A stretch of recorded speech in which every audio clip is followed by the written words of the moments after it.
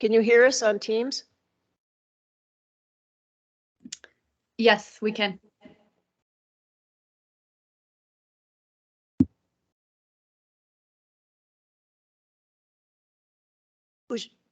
Bonjour, Anine. Good morning, everybody. Minogajeb.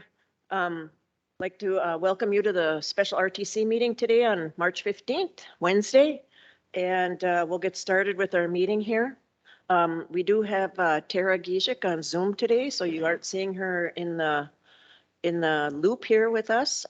She is on vacation and has graced us with being with us today, interrupting her much needed vacation. So we appreciate it, Tara. I will call the meeting to order at 9:06 a.m. Roll call, please.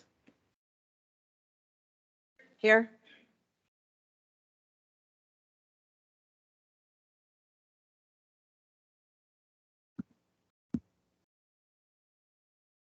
Tara, can you hear us? I sure can.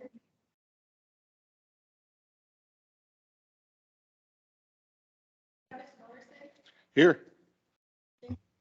Oma, here. Here. Okay. Our spiritual advisor, Vern Adams, is not here today. So for invocation, we would like to have a moment of silence, please.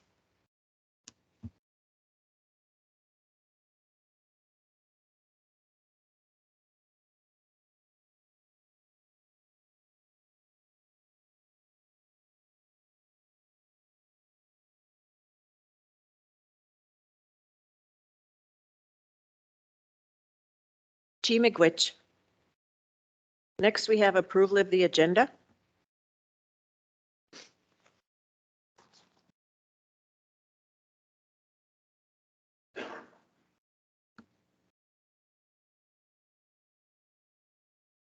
Any additions, deletions, or other items for the agenda?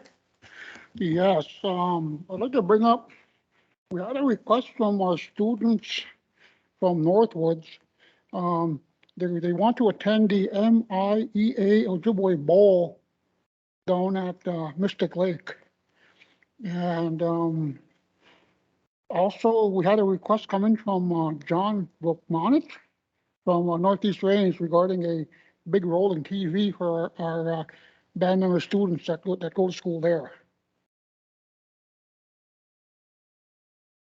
Okay, can we put, excuse me, can we put that under other? We'll have the Ojibwe students for the MIEA Ojibwe Bowl, and then Mr.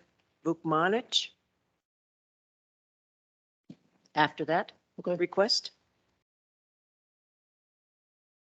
Is that how you say his name, Vukmanich? Okay. Okay, any other additions or corrections or deletions? If not, I'll call for a motion to approve the agenda with those two additions. Move. Moved by Shane. Is there a second? Second. Second by Robert. All in favor signify by saying aye. Aye. Opposed, silent, motion carried. Okay, next we have the meeting minutes from, we have December 7th, January 4th, and January 18th. Just for the audience's knowledge, these packets did come out a few days in advance, so council members have had a chance to review them in advance. So we appreciate that, Nikki.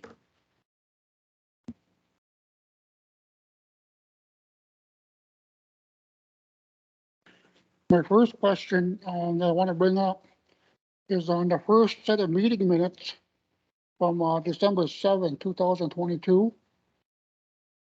This is where we talked about Fred McDougall again and the band logo, the band name. And I think we need to keep on top of that and keep pursuing this until find out how we go about getting it changed, put it out to the band members. And keep going from there and hopefully get this changed soon. Yeah, we've been meeting with departments and we had a good discussion with the Heritage Center staff with regards to that issue. And then they also brought up some really good other information. So I know that currently is going to be on their radar as well. And my second one item I'd like to bring up is on page 3 of 4. When we, there were, a YouTube question was raised about the council restating the government COLA. Tara did state that she would like to see if it did, or actually if it did brought back, that the council don't get it, and I agree with that. I'll just like to point that out again. Thank you. Yes, the council should be excluded from COLA. We get well compensated enough. Thank you, Shane. Okay, any questions on the December 7th, 2022 meeting minutes? If not, I'd like to call for a motion to approve the December 7th, 2022 meeting minutes. Move. Moved by Shane. Is there a second? Second. Second by Robert. All in favor signify by saying aye. Opposed? Aye. Silent? Motion carried. You guys are too slow.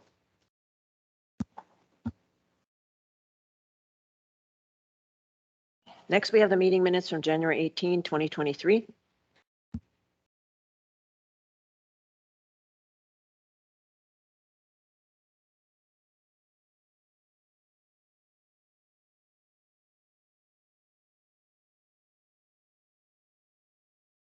Any questions on the January 4, 2023 meeting minutes?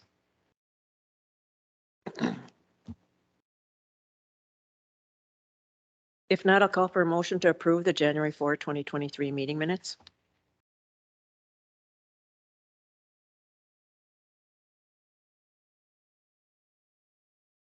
Move. Moved by Travis. Is there a second? Second. Second by Robert. All in favor signify by saying aye. Aye. Opposed? Silent? Motion carried. Next meeting minutes is January 18, 2023.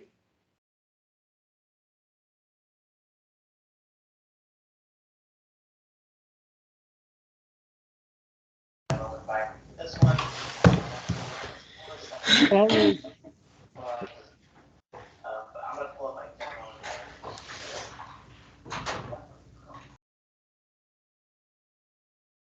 I have a question on a statement regarding the January 8th, 2023 meeting minutes. If you look under the consent agenda and letter E, approve the submission of application for assignment to the FCC for WELY.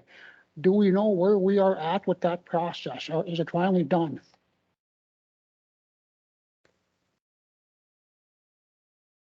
The WELY is done now. I think it's just a matter of some FCC stuff. Randy, if you could update us a little bit on that, we'd appreciate it. Thank you.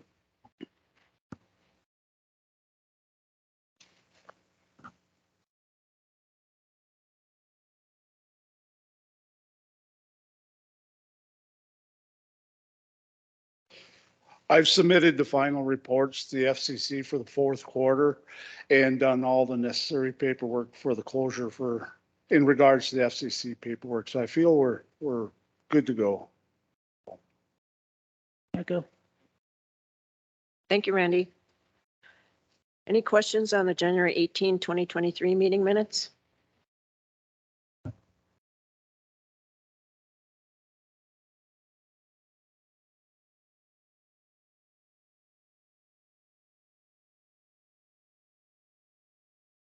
If none, I'll call for a motion to approve the January 18, 2023 meeting minutes. Move. Moved by Travis. Is there a second? Second. Second by Shane. All in favor signify by saying aye. Opposed? Silent? Motion carried. Next, we have the consent agenda. And this consent agenda is rather long because it did incorporate the previous meeting we were supposed to have, but we had a meeting come up that we couldn't miss, and that's why this consent agenda is rather long, because it was from the previous meeting that was also supposed to have been held. Approved resolution number 63-2023, eliminating health disparities initiative grant app submission 400. Approved resolution number 79-2023, Indian Health Block Grant competitive grant application for senior housing. Approve sole source request to RMS for $13,003.80 for the Restoration Lake Barge, 400. Approved resolution number 80-2023 bans participation in FEMA hazard mitigation assistance, 400. Approve the engagement with JLG to complete VAWA 22 code revisions and implement. Approved MOU with Northwood School to provide therapy in school. Approved sole source request to Sam's Club for Minneapolis urban office food boxes, 400. Approved sole source request to Fortune Bay for State of the Band, 400. Approved ISD 707 waiver for Impact Aid 2024, 400. Approved agreement with Northern Communities Credit Union financial ed classes, 400. Approved NDA for use when band members request partially protected information, 400. Approved resolution number 81-2023, approving Ryan Bajan, I'm not sure how to say his name, for licensure to teach with ISD 707, 400. Approved affiliation agreement with Rocky Mountain University of Health Professionals, 400. Approved request to use band logo for article IRRB writing for broadcast project, 400. Approved our homeowners assistance fund policy and application, 400. Approved public works right of access agreement, 400. Approved use of Boys Fort logo on robotics team t-shirt. And I just want to say with this one, they're called the Iron Mosquitoes and they're going to the World Championships in Houston. They were on WEVE yesterday. 400. Approved resolution number 82-2023 Virginia Real Property Purchase, the Plesha Building in Virginia. Approved resolution 83-2023 adopting Indian child protection background policy, 400.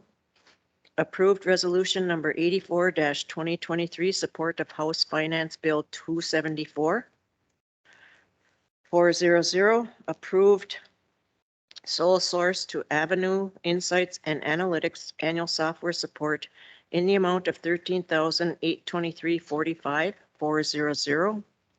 Approved RFP for medical billing contractor, 310. Approved remove COVID vaccine requirements from job descriptions, 400. Approved independent caretaker services contract with David Farmer, 400. Approved agreement with CTC for broadband grant from NTIA, 400.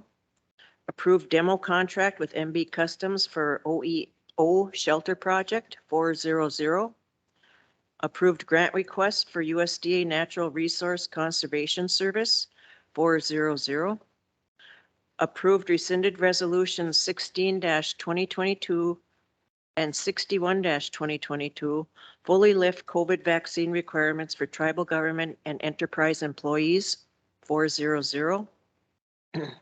Approved independent contractor services agreement with Dave Farmer for meth remediation, 400.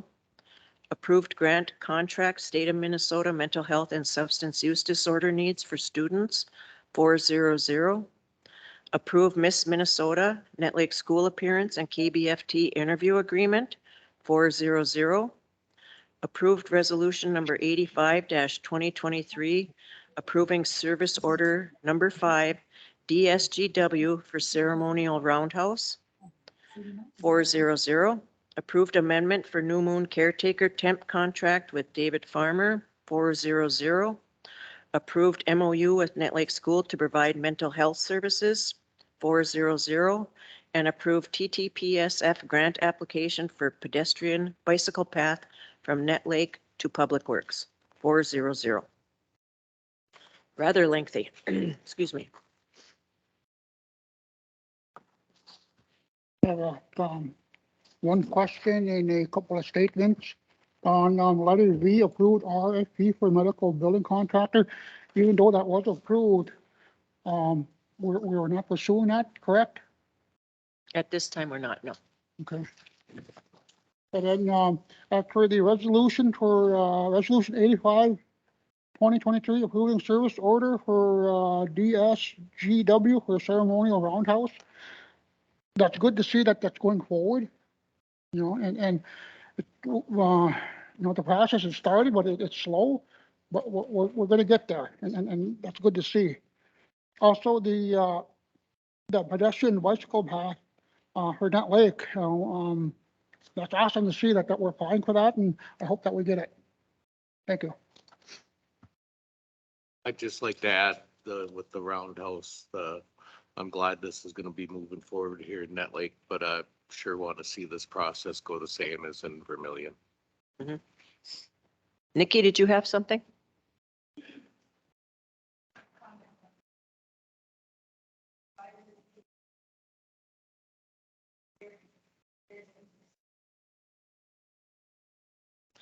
Okay, there was a question on there about the consent agenda and why it isn't brought up in regular session, so it can be discussed, I guess. Is that the question?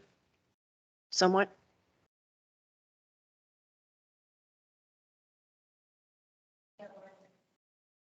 Why is everything being done by consent? As you can see, a lot of some of this consent agenda are grant applications that need to be approved rather quickly, so we don't really have a chance to do some of that. And some of the agreements that we have, and some of this is actually too under the ARPA funding. And so we have until 2024 to commit, I guess, if that they're obligate or whatever, the funding for the ARPA projects. And so some of these are also ARPA projects, like the homeowners assistance application and guidelines and stuff. So some of these things come up on a short-term basis where people need things approved. A lot of this would have been discussed at the last council meeting, but again, I mentioned that we had a meeting come up that we had to attend and we had to cancel that meeting. So that's why the consent agenda was done in that manner. 2 meetings we didn't have. Okay, thank you, Nikki. Yeah, so that's why it's so long. And there are things that can't wait, and that's with the consent agenda. But we're hoping to cut that down now by having regular meetings, like we used to every first and third Wednesdays of the month. So we're right back on schedule, hopefully. But thank you for that question. I think the other thing too is that to give as much information to our band members as possible to try to be more transparent. Thank you. Okay, do we have a motion to approve the consent agenda? Moved by Shane. Is there a second? Second. Second by Travis. All in favor signify by saying aye. Opposed, silent, motion carried. Okay, next we have Rebecca Rom. Welcome. Lost my stuff.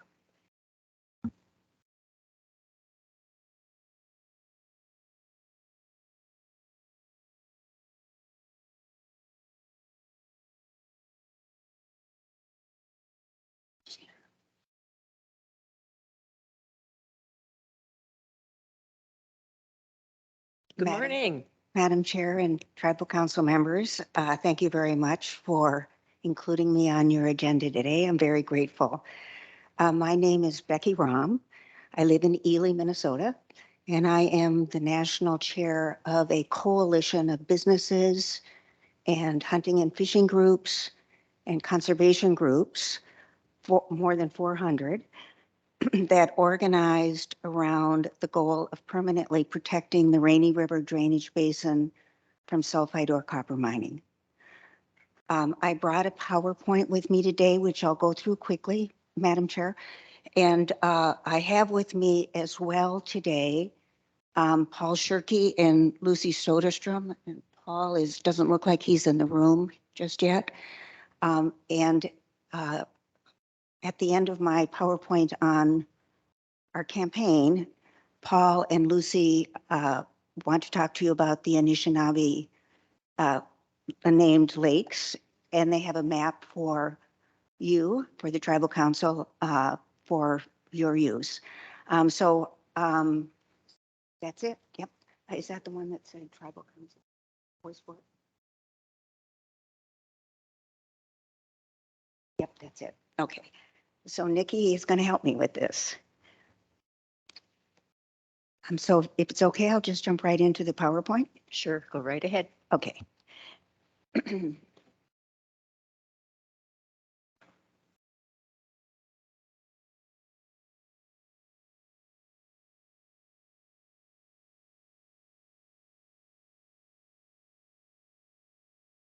Here we go.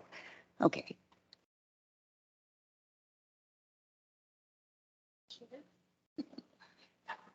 We'll be there in a second. Neither can I. I did bring, while we're waiting, I did bring some materials that I could hand out. I brought a map of the Rainy River Drainage Basin and an early mapping based on peer-reviewed hydrology of what the path of pollution if there were sulfide ore mining in the basin. I brought a short summary of the federal environmental assessment of the federal mineral withdrawal with the map of the actual withdrawn areas on the back. And then I brought a map of the actions the federal government has taken that relate to leases, prospecting permits, and use of state lands on the mine plan that originally had been proposed by Twin Metals. So I can, should I just hand these to you, Shane?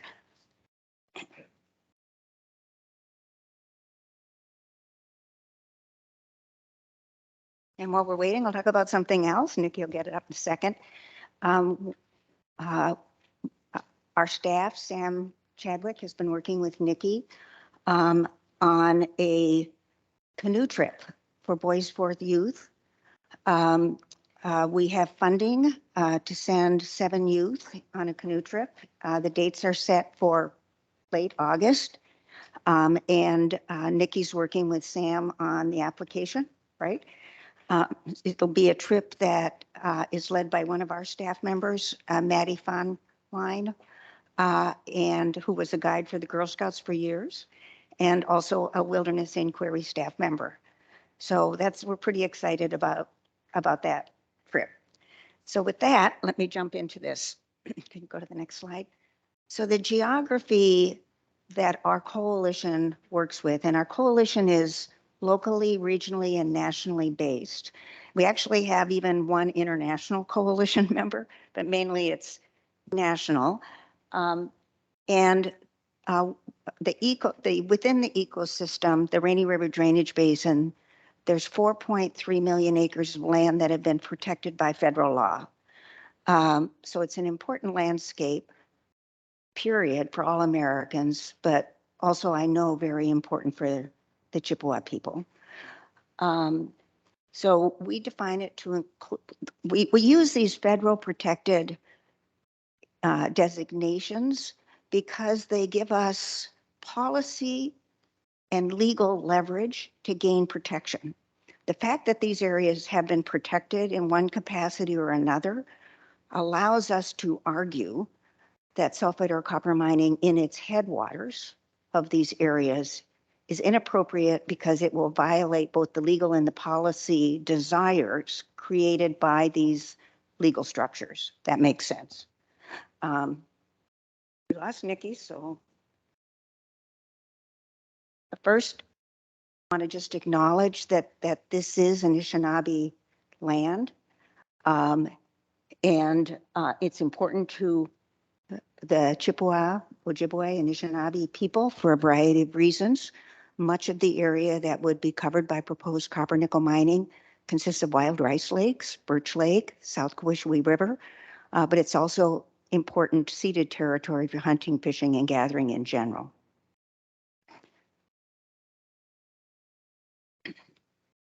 This is a series of images that Paul will come back to when he talks about the map. And these are images from 2016 when Paul, who's sitting over there, and I and others paddled from the US to the Lac La Croix village and brought with us the first birch bark canoe that the Ely Folk School had built. And Lucy, who's over here, she runs the Ely Folk School. And as an outcomes. You can see us walking the canoe in.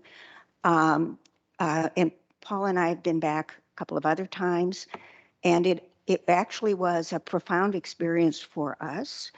And as a result of that trip and our conversations with the village, the tribal leader of the village wrote a letter to the Secretaries of Agriculture and Interior asking for a federal mineral withdrawal, 2016, because the first village that would have been affected by a Twin Middles mine was the village on Lac LaCroix.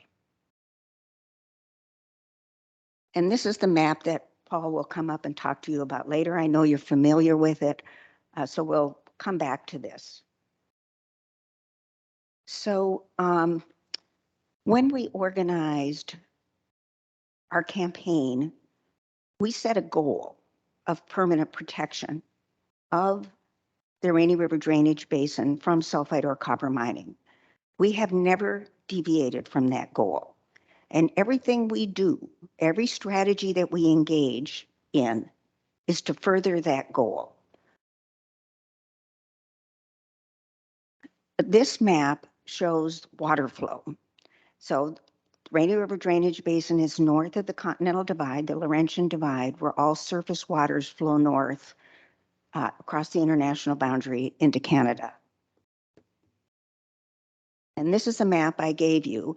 In the very beginning, we knew that science was important, that to make a credible case to protect this landscape, we had to demonstrate without a doubt that copper nickel mining in the headwaters would create an unacceptable risk of harm to the downstream areas. So we worked with originally 3 scientists, and a biochemist, a hydrologist, and a forest ecologist to do white papers on what copper nickel mining in this place would mean to a water-rich landscape. This map demonstrates the hydrogeological study that was done way back in 2016, was then peer-reviewed and published. And when we started, so that's the Rainy River drainage basin outlined there. When we started, that's what the map looked like. All those orange things, those orange squares, those were federal prospecting permits. The red represented 2 federal mineral leases. Now, as it turned out, those 2 federal mineral leases expired on January 1, 2014, and were up for renewal. At the time, they were held by Duluth Metals. We knew that those federal mineral leases, when they were originally issued in 1966 and then renewed twice, had never gone through environmental review.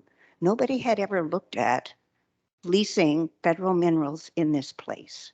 But we also knew that federal law said you must do environmental review before renewing those leases if there is a potential for damaging either a national wilderness area or a national park. Thus, our science was the doorway that we opened to get the federal government to take a good hard look at whether or not it should be leasing federal lands and federal minerals in that drainage basin for copper nickel mining. And this is just a animated image of how the pollution would flow, and you can see it goes right through Lac LaCroix.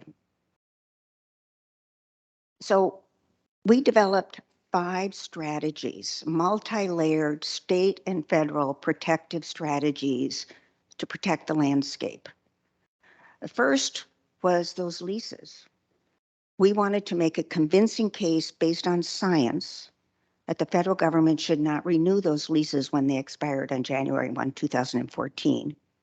We in fact succeeded, and in December of 2016, the renewal application for those leases was denied. But when the Trump administration came into power, they rescinded that decision, reinstated the expired leases, and in 2019 renewed the leases.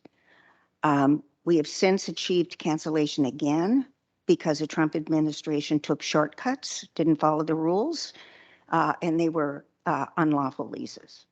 The second was an administrative mineral withdrawal by the federal government. Under federal law, the Secretary of the Interior, the Department of Interior has the BLM, Bureau of Land Management Agency, and the BLM manages 640 million acres of federal minerals across the United States. The Secretary of Interior can make a decision to withdraw lands and minerals from the federal mineral leasing program for up to 20 years, based on first an environmental assessment. And so our second goal was an administrative 20-year ban.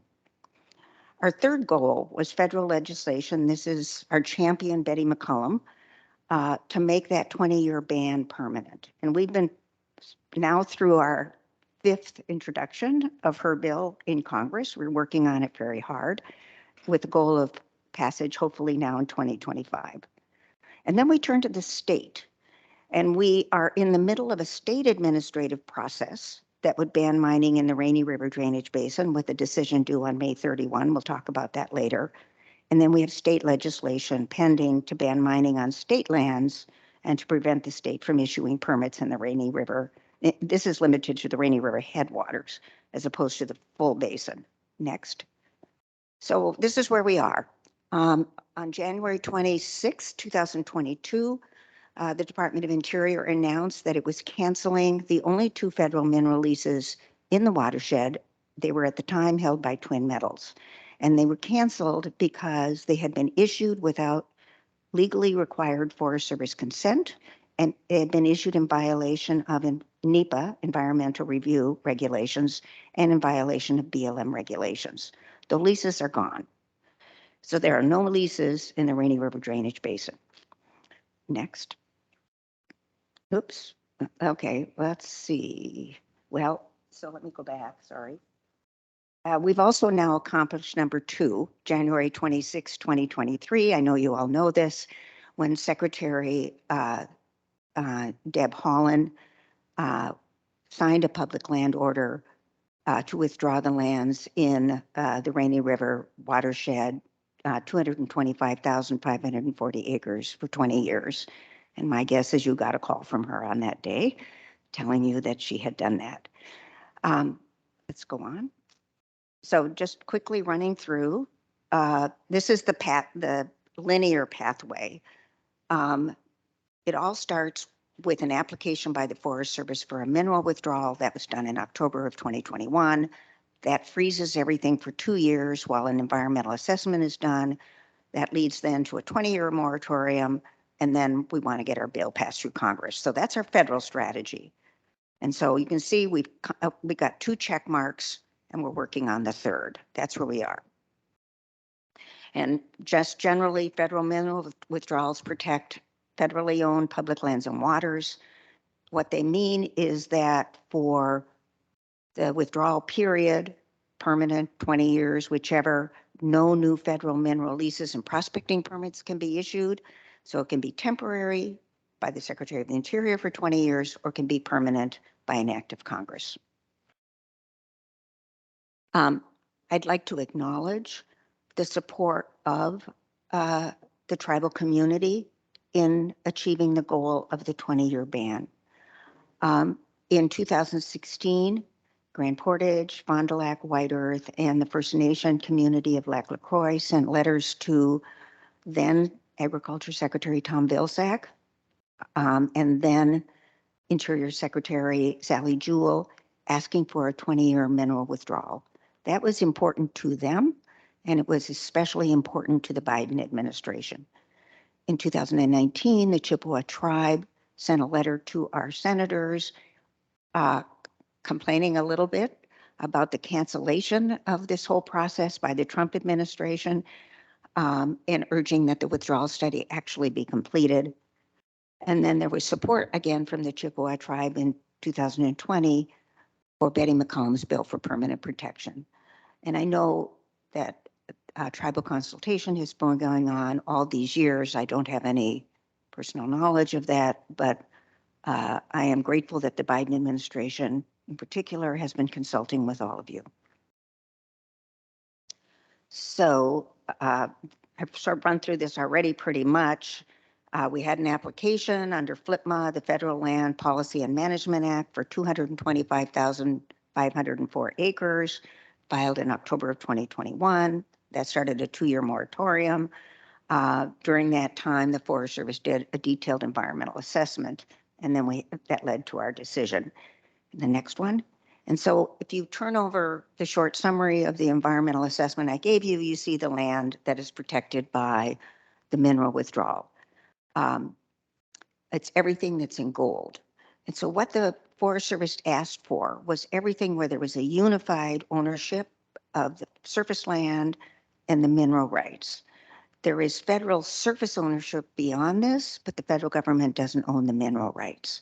So that really defined the scale of the request. And I just wanted to point out that the Biden administration and the Forest Service, when it submitted its application for a withdrawal, talked about a holistic approach to protecting all of the resources in the Rainy River watershed, not only including the protected landscapes, but also, and in particular, to protect the 1854 ceded territory. Next. We worked hard on this whole process of the administrative mineral withdrawal, recruiting people from across the United States, encouraging them to submit comments, and over 270,000 comments were submitted. We know that over 250,000 of those comments supported the mineral withdrawal. There may have been more, but that's what we were able to count. There were 3 virtual meetings, and supporters weighed in 2-to-1. People were, this was in the pandemic, and so it was all virtual. People were picked randomly, but from that random selection, it was 2-to-1. So last June, there was a draft EA that was issued, and then this past January, the final EA was released. It's an excellent document.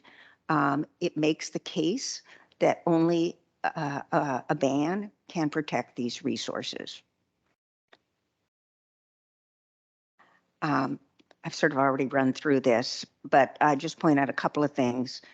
After the Forest Service applied for its application for a mineral withdrawal, the BLM rejected all pending applications for new leases, new prospecting permits, and prospecting permit extensions. And those applications were filed by Twin Metals and Encampment. So they have all been rejected. A preliminary rejection of the Twin Metals mine plan occurred by the BLM on December 8th, 2021. And that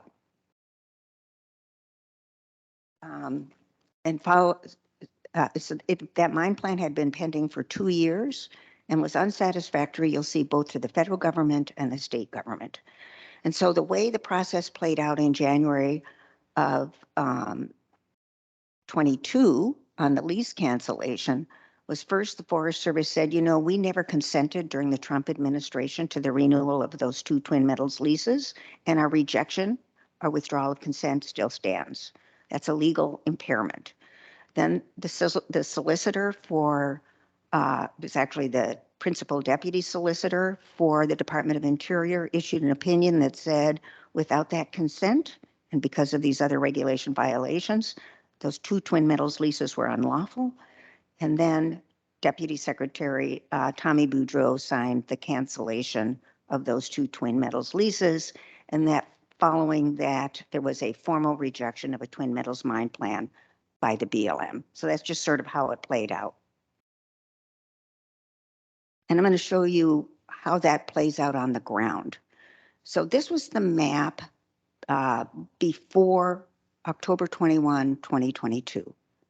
The brown up right next to the green boundary waters was 1 Twin Metals lease. That kind of pinky purple stuff that's just downstream of this on the South Cowish River of Federal Lease number 1 was an application for a new Twin Metals lease. And then sort of the tan that flows down to the tip of the South Cowish River and across Birch Lake on both sides, that was Federal Mineral Lease number 2. Let's go to the next one. This is what it looks like now, with the lease application rejected and the 2 federal mineral leases canceled. So what Twin Metals has is some state leases and some private leases. It no longer has rights to minerals for the deposit that is closest to the boundary waters, called the Spruce Road deposit. It has inadequate mineral interests in the Maturi deposit, which is at the point where the South Cowish River meets Birch Lake. Across Birch Lake, the Maturi Southwest deposit, it has inadequate mineral interest to mine that. But further south, underneath Birch Lake, there is a fourth deposit called Birch Lake, and it has state and private mineral interests there. And so it still has the right to mine at this point underneath Birch Lake. That's where we are today. Becky, I can't see, can you go back to that map? I can't see the legend up there, but what is the yellow and the green signify state? Then, is that what it, thank you. Okay, so the green is state mineral leases and the yellow private mineral leases. Now we have a strategy for the state mineral leases, which we'll get to, but that's where we are today. Thank you. And so what does this mean? It means that the canceled federal mineral leases are no longer valid existing rights. Mineral withdrawals by the Secretary of the Interior are subject to valid existing rights. So if these leases hadn't been canceled, Twin Metals might claim it had a valid right to mine there. It no longer has leases. They've lost that position. I think everything else on that slide we've talked about. Okay, so how do we take 20 years and make it permanent, right? We want to make sure that this area is protected forever. And that's Congresswoman Betty McCollum, who's been a real champion. She introduced her bill for permanent protection this year. It's now numbered 668, which is on, well, I guess it's not on anything you have, but that's her current bill number. We work with her all the time. We send teams of people from Minnesota out to Washington to lobby Congress on her bill. We've been doing it for years. Next week, I go out for my third time this year. So it's a regular trek by many of us out there. And we'd love to have anybody else. If you ever want to join forces, we'd be honored.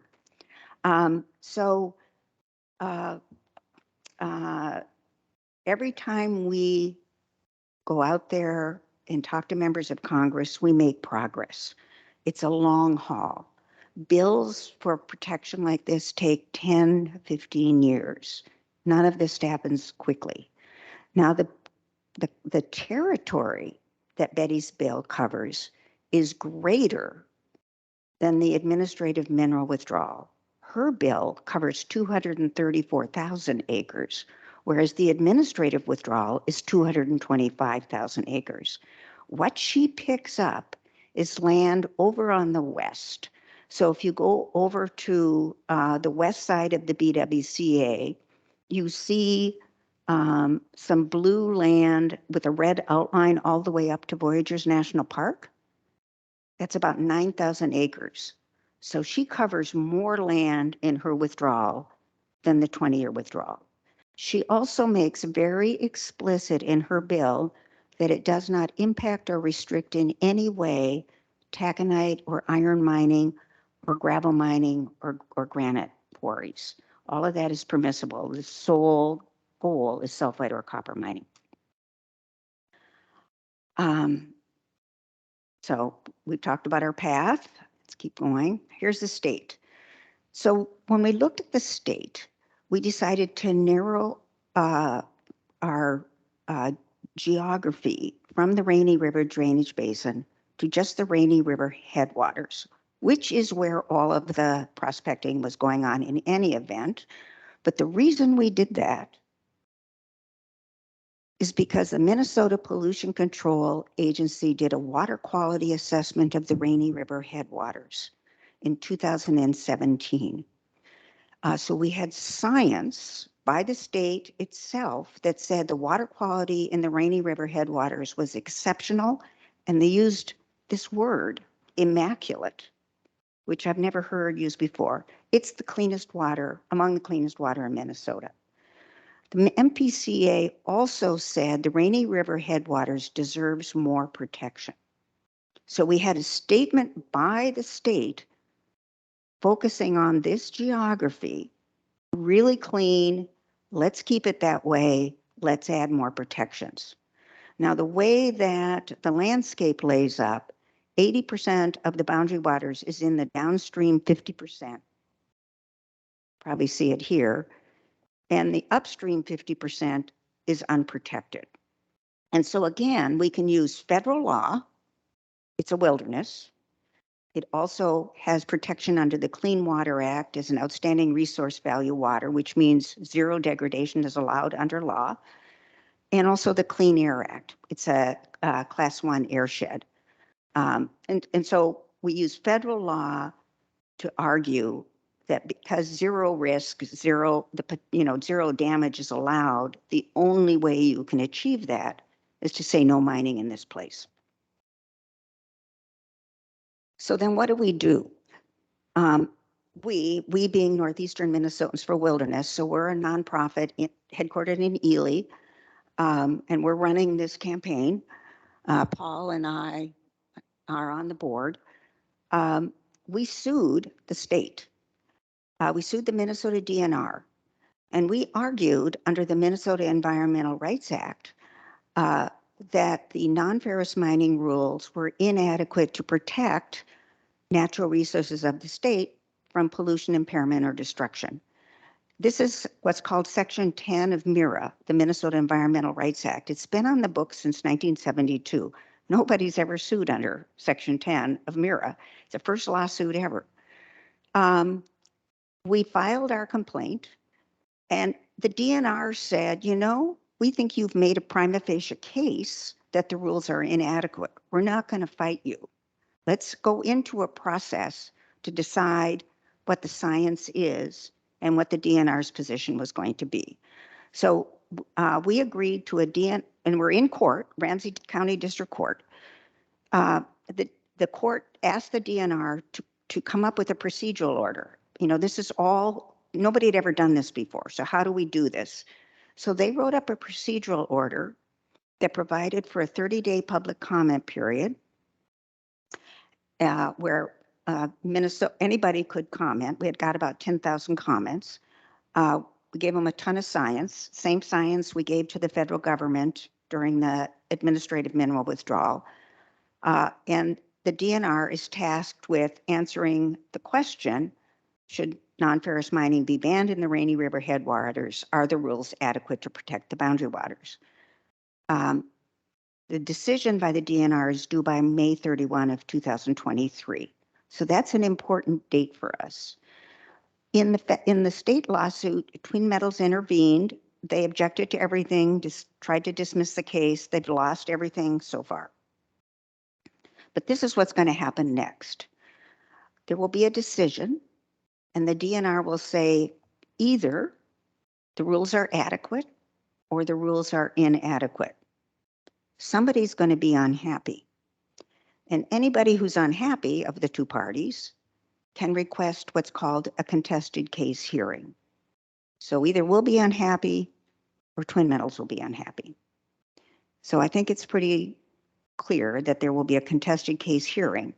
That goes before an administrative law judge. And so it's basically like a trial, but with only one question: are those rules adequate? When the administrative law judge rules, and we're hoping, of course, first the DNR says the rules are inadequate, the administrative law judge agrees, then the DNR starts new rulemaking to come up with new rules that would protect the Rainy River headwaters. So it's a multi-year process, take us a couple of years to get through that, but that's consistent with our goal of ultimately permanent protection. But a new governor could change that. And so we have a bill pending in the state legislature. And actually, I leave here today, go to St. Paul, and we're having a rally at 4:00 in the rotunda of the Capitol. So we have a bill sponsored by Senator Kelly Morrison and Representative Sandra Feist that will ban copper mining on state lands. So we have a bill in Congress to ban mining on federal lands. This would be the state counterpart. And it would also ban the issuance of mining permits in the Rainy River headwaters. So no copper nickel mine could proceed. So let's just see what this did to a Twin Metals mine plan. So this is during the Trump administration, Twin Metals submitted a mine plan. It was proposing to develop one of 4 deposits called the Maturi deposit. And that's that big oval at the top where the South Cowishui River meets Birch Lake. Just south of the mine site, this would have been an underground mine, would be its processing facility. And then just south of that is a tailings basin site, that big round thing. Next slide.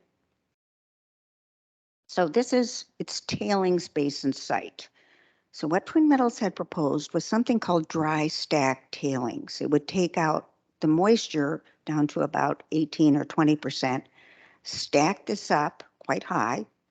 So it'd be like a mountain on the side of Birch Lake. You notice how close it is to Birch Lake, no dam, and supposedly the stack would stay dry forever. I've lived here my whole life and nothing stays dry when it's outside forever here. Anyway, that was their plan, okay? So what happened? The DNR has taken action. Commissioner Stroman ended environmental review by the state of the Twin Metals mine plan on February 15th, 2022. So just 3 days before the BLM ended review of the mine plan. So there's no mine plan. Nothing's under consideration by the state or the federal government. The DNR told Twin Metals that it had not substantiated its claim that its mine wouldn't generate acid mine drainage. That's a big deal because this kind of mine is 99% waste in ore and in tailings. All of that would contain heavy metals, sulfides, and sulfates. When exposed to air and water, the runoff is called acid mine drainage. Not only is the Birch Lake, which is a wild rice lake, not only is it clean, but Birch Lake and all of the lakes downstream are very vulnerable to acid mine drainage because they are low in base compounds, alkaline, which means they don't have the capacity to buffer acid. And what that means is that the pH would drop quickly in those lakes and we would lose our aquatic life. You have damage to the wild rice, you have mercury impaired fish, and then ultimately you have no fish. And so the fact, I know Twin Metals says, don't worry, we got it all taken care of for now and forevermore, but the DNR says, you can say that, but you have not substantiated that with science. The DNR also has rejected dry stack tailings, no surprise to any of us in this room, for not being appropriate for the wet environment in which we live. It's designed for desert and Arctic conditions, dry conditions. It was rejected in connection with the PolyMet mine, and nothing has changed in terms of our wet environment since then. And then most important, the DNR commissioner said, hey, you know that big yellow tailings basin? You want to put that on state land, school trust land that you have no entitlement to. Twin Metals has no state lease on that land. Putting it there would expose the state to liability for cleanup if it became what's called a Superfund site, and you can't use it. So this is where Twin Metals mine plan is. So the light colored X's are the canceled federal mineral lease. The hot pink X's are the rejected new federal lease. And that big green X is DNR Commissioner Sarah Stroman saying, nope, you can't use this site. Now, Twin Metals has sued about the canceled leases and the rejected lease application. It has not challenged Commissioner Stroman's decision on the tailing storage site. So that's it. That's where we are. I'm happy to answer any questions that you might have of our efforts to protect this area. Rebecca or Becky, I know you go by Becky as Yes. well. That was very educational. I mean, the amount of work that your group has put in has been lengthy, time consuming, and it's very knowledgeable because it's easier to see when you have maps and the visual aspect rather than, you know, the just speaking or reading about it. But when you have the visual aspect, it's huge. So I want to thank you for coming today and saying that because I've learned a lot and, you know, we knew about the ban, 20-year ban and this type of thing. But when you see it on, like I said, on a map and how it impacts the Rainy River watershed and protecting our water, it's just, it's very nice to see. Thank I you. want to say Miigwech to you Thank and you. your group. Thank you.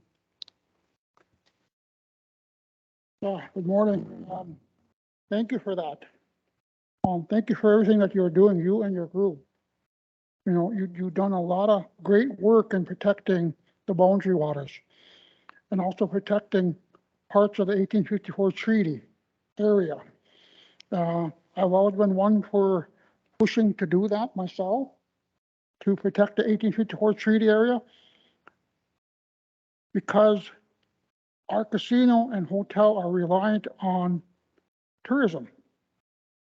And if something like that comes into play, and something should happen, it'd be catastrophic.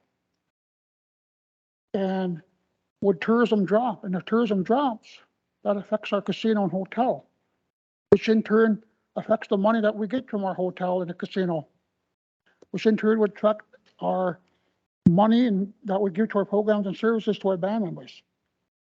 You know, and on the flip side, I keep saying this, you know, the 1854 treaty area is getting smaller and smaller and becoming more and more polluted. At the rate that it's being developed, in 100 years or so, there's not going to be nothing left. And we're all talking about our future generations. And I think that we need to act more, do more regarding our future generations. So my question to you is what would you like to see us do as a tribal council?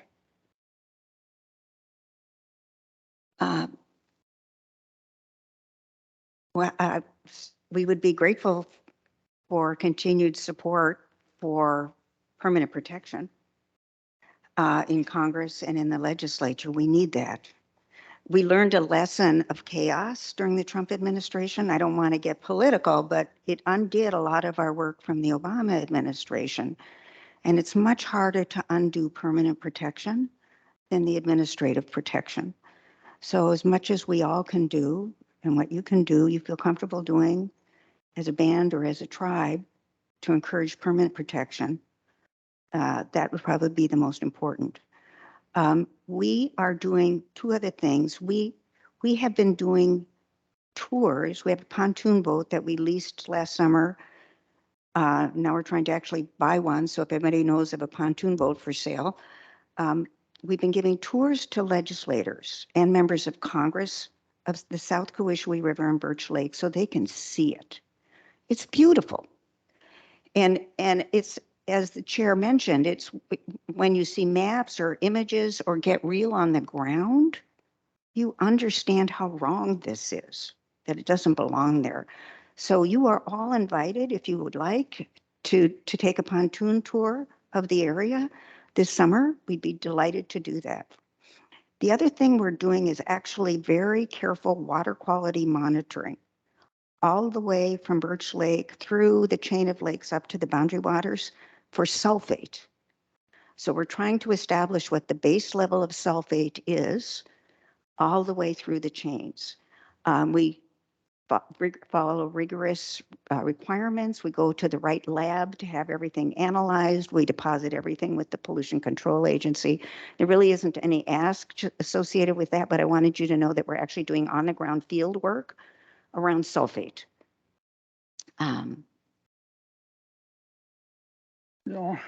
Myself, I'm all for protecting our 1854 treaty area and to ensure that, the future generations will be able to enjoy it. Myself, I'd like to go take a pontoon ride with you, maybe in the springtime or summertime, and go and take a look at these areas. I keep stressing this, and we got to keep doing more. Thank you, Rebecca. We have a couple of comments here. One is that Net Lake is on the Rainy River Basin as well. Net Lake flows into the Little Fork River, which flows north to Lake of the Woods, Miigwech. The other one is if KBFT would like a copy of your presentation, if you're willing to share it. Sure. Okay, that would be great. Can you download it, Nikki? Yeah, Nikki will just download it from my thumb drive. Oh, great, thank you. And then the other question is, has the tribal council taken any actions to protect the 1854 treaty area and our watershed from mining and other pollution? And and Shane had mentioned that a little bit in his discussion there. There's one other thing, which is this, if I may. The Walls administration is about to make a decision on the rules. And there may be an opportunity to express to the Walls administration where boys sports sits on that. We have I do believe we have a meeting with Governor Walz coming up at the end of the month. And I will definitely be bringing this up. If you could send me your presentation as well, I'd like to see it. I'm sorry. Your presentation? Yes. Yeah, send it to me. Well, Nikki's going to download it. Okay. Okay. I think it's too big for a email, actually, all those images, but maybe you can figure out how to, yeah. Okay.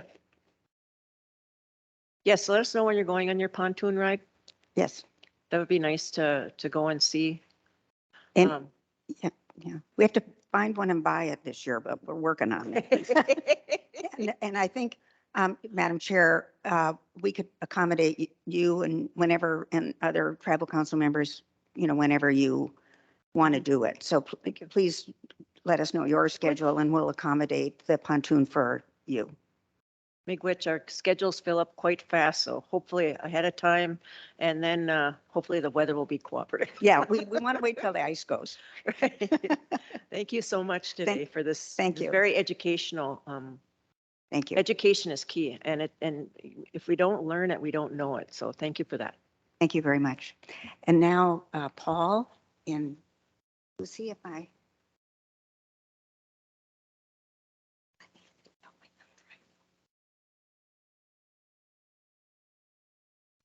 And I'd like to say thank you too also, just because it's no secret that we've met with Twin Metals before and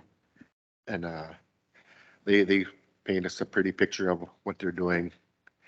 And hearing this side of it really brings us full circle on how we make our decisions on this stuff.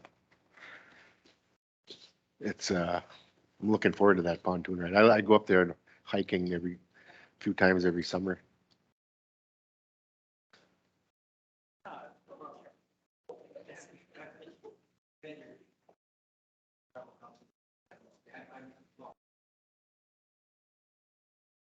Lucy Soder, Keely?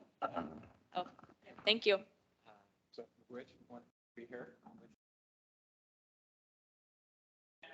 Oh, the camera. Okay. Whatever you'd like to do there. Sure. You want to sit down? So, because we're all proud of the amazing amenities our Life Home region here, the Boreal Forest has. But among those, I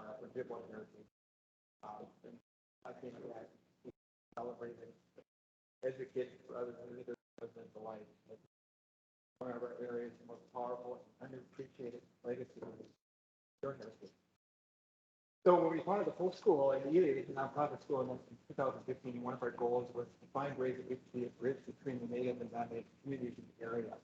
So in the years since now, the full school has hosted lots of parent programming, dance, cultural events, and powwow protocol. And then as Becky shared with you, one of our flagstone events has been our canoe float swim up.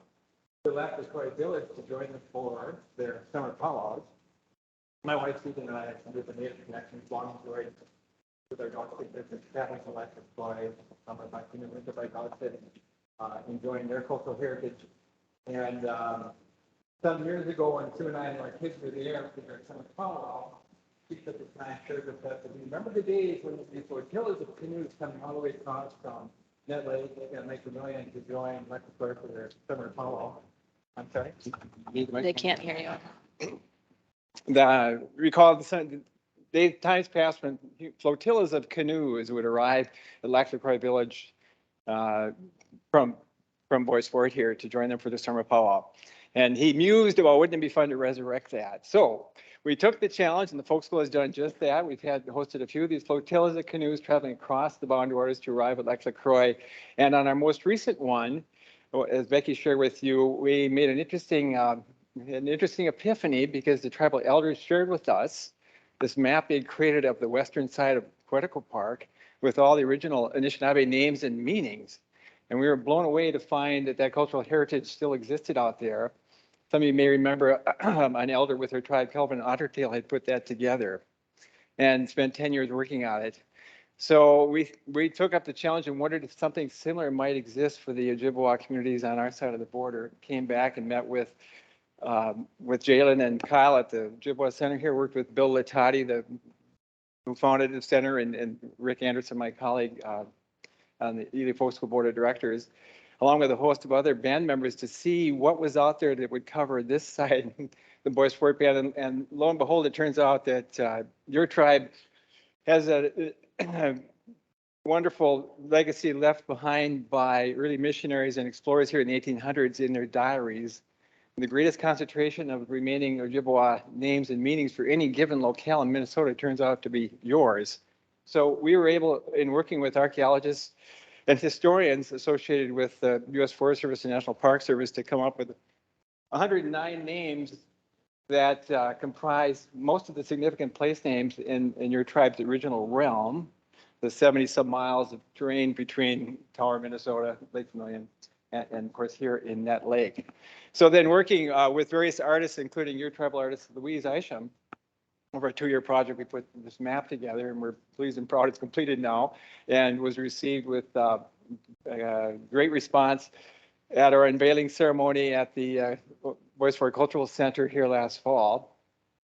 So we're here today to gift you, the Tribal Council, the map here. You can have a copy of it as well. It's a living map. It's anticipated this will go online at some point as well. So as additional names and meanings are found, they can be added to the map. The map we have today was reviewed for us by Elder Gene Goodsky shortly before he passed, along with other elders of the tribe. And we hope to continue working closely with tribal members as we aspire to expand the map, maybe to cover more of Canoe Country. So we're here today to gift you this map. We have also, the next step in the process, I'll just leave this as food for thought for you.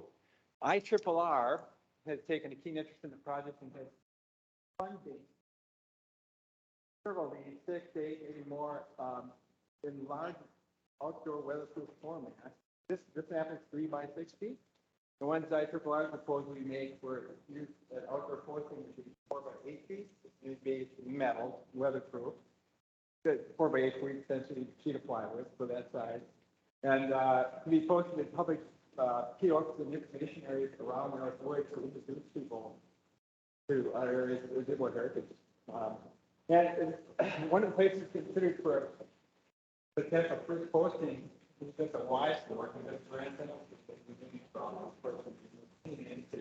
So just for fun, on our way here this morning, we snapped a couple of camera phone pics of potential posting sites at the store. We've got a corner base or something like that. And so this was for Don here, Matt said, oh, this is when your go ahead. So we're gonna go ahead and get a sample one of these 4 by 8 foot metal outdoor versions made now. And if there is interest on the part of the tribal council to proceed with looking for places to publicly post these maps thanks to the funding from the IRRR, we'll have the resources available to do that. I want to say, Chi this is wonderful. And thank you for taking the pictures this morning at the Y store. That's a really good idea. Yeah. And, you know, other locations, again, it's all about education. And, you know, we're always trying to tell our story and how we came to where we are today and where we traveled from and our history and culture and language and everything. And this is a prime example of what's needed to be put out there for people to see. There are people that are just yearning for that information, but they don't know where to go or where to see it. And so I like this at the store. Oh, good. She had to get her feet wet in the snow to do this for you. But I want to say Chi Miigwech for the map as well. And if we could, I guess I'd like to get a picture with you guys with the council with that. Well, there's two perspectives in the picture. The folks will volunteer for with our voice work friends are happy to facilitate this if we get to go ahead. One perspective shows a position where the map would be mounted on a 4x4 post. Yeah. And the other just mounted right against the wall, of the building.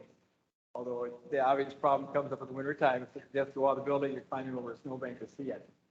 And just to add on, if it was permissible to mount the map there, and you approved this plan as well, perhaps something underneath it could direct people to the Boys for Cultural Center. Yeah.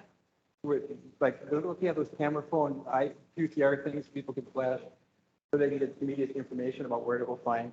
So, because I'm not sure there's anything at that corner really promoting the Boys for Cultural Center.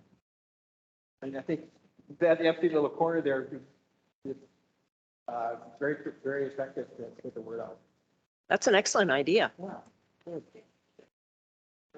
I just wanted to add too that in terms of where we want to go next, Paul mentioned potentially putting it online, and I've spoken with Jalen Strong about potentially getting a grant from the Minnesota Historical Society to develop a website, and Joe over at Fortune Bay is working on recording the names so that people can hear the correct pronunciation as he, you know, interprets that. And so that's kind of where we're also hoping to go, and still in talks about that. But if you guys have other ideas, we'd be open to them.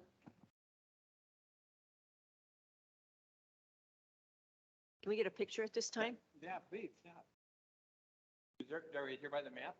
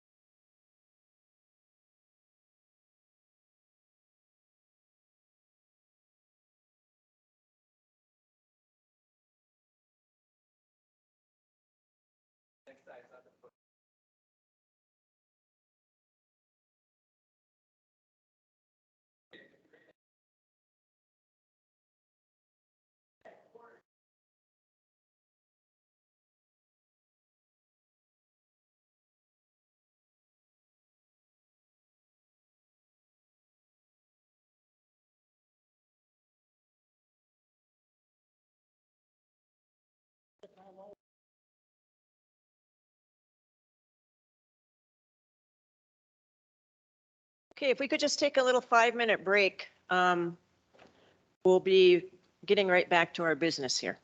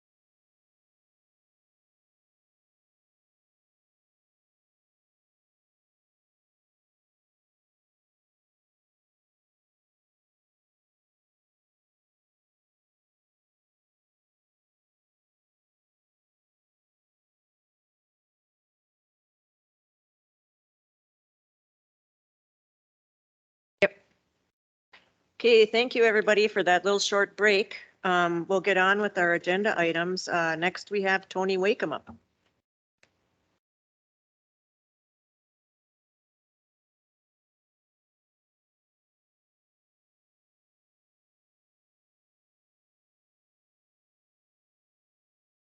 Can you hear us, Tony?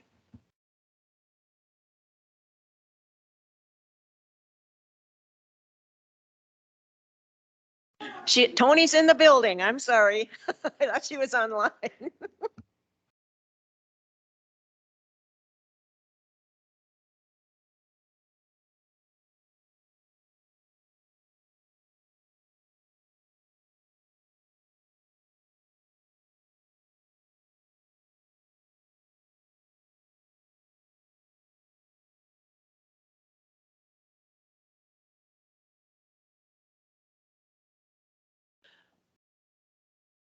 I don't have any of my copies with me because I was at home. So what are we doing first?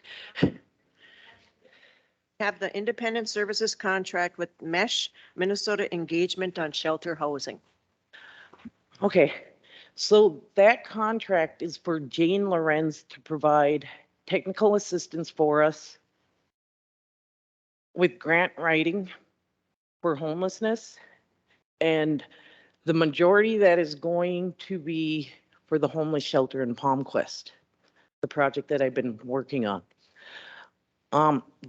Jane has years of experience working in DHS, grant writing, policy writing, and I don't have the skill set to be writing policies for homeless shelter either.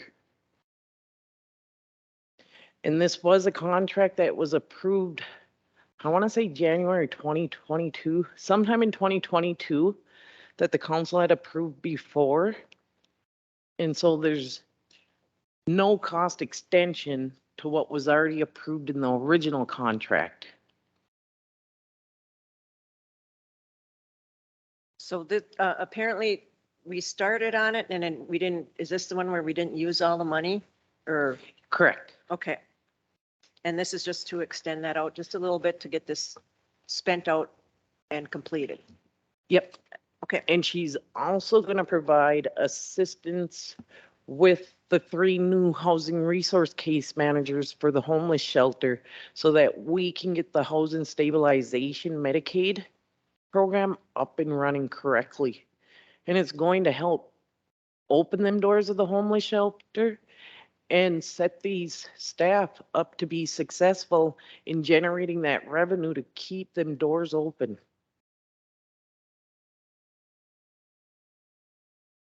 Tony, how long, I know you don't have any of your papers in front of you, but how long is this contract for?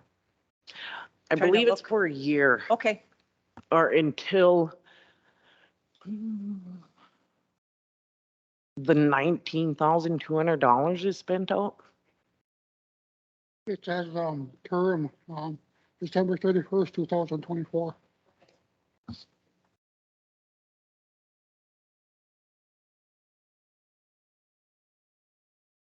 Any questions for Tony on the independent services contract for Mesh? Do we have a motion to approve the independent services contract for the Minnesota Engagement on Shelter Housing with Jay Lorenz? Move. Moved by Travis. Is there a second?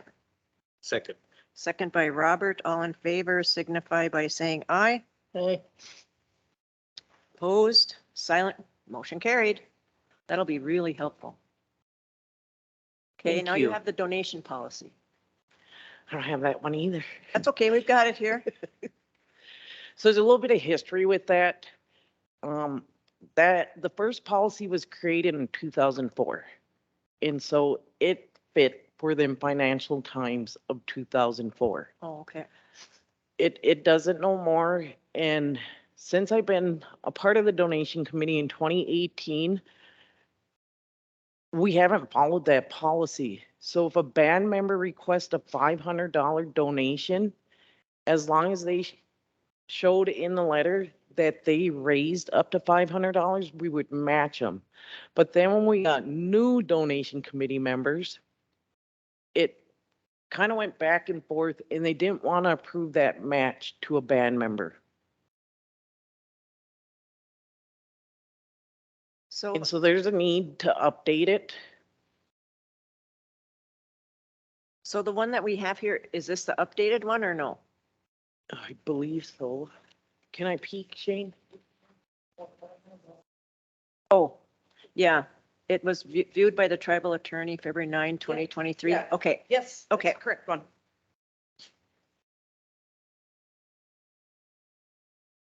I was on leave today. That's why I Oh, have I'm nothing. okay, well, any questions on the donation, policy? If not, I'll call for a motion to approve the updated donation policy presented by Tony today. Oh, wait, no, oh, Kim. Uh, uh, uh, uh, uh, uh.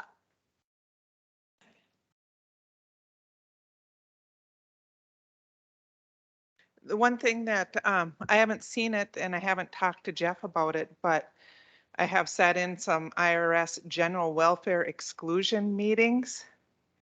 And there should be something referencing in that. I don't know, it might be in there and it might not be. So it's not taxable income to someone. Yeah, Jeff, can you answer that? Sure, yeah, so right now the donation policy doesn't have a reference to that. I think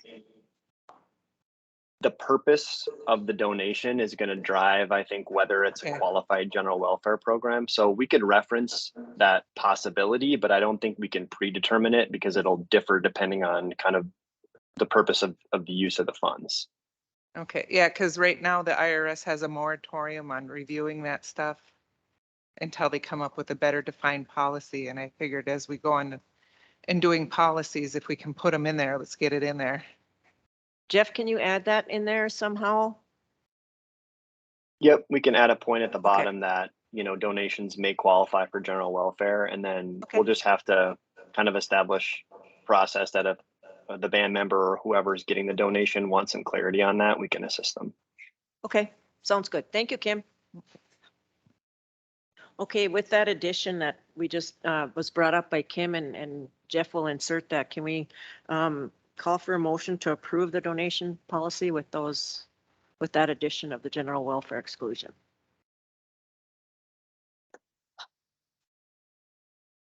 Move. Moved by Robert. Is there a second?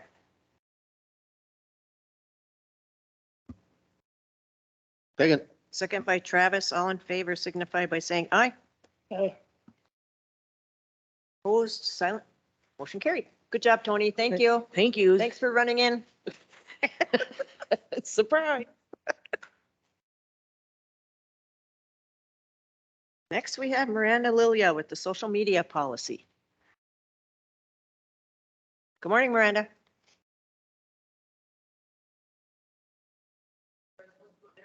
You can go here. Yeah.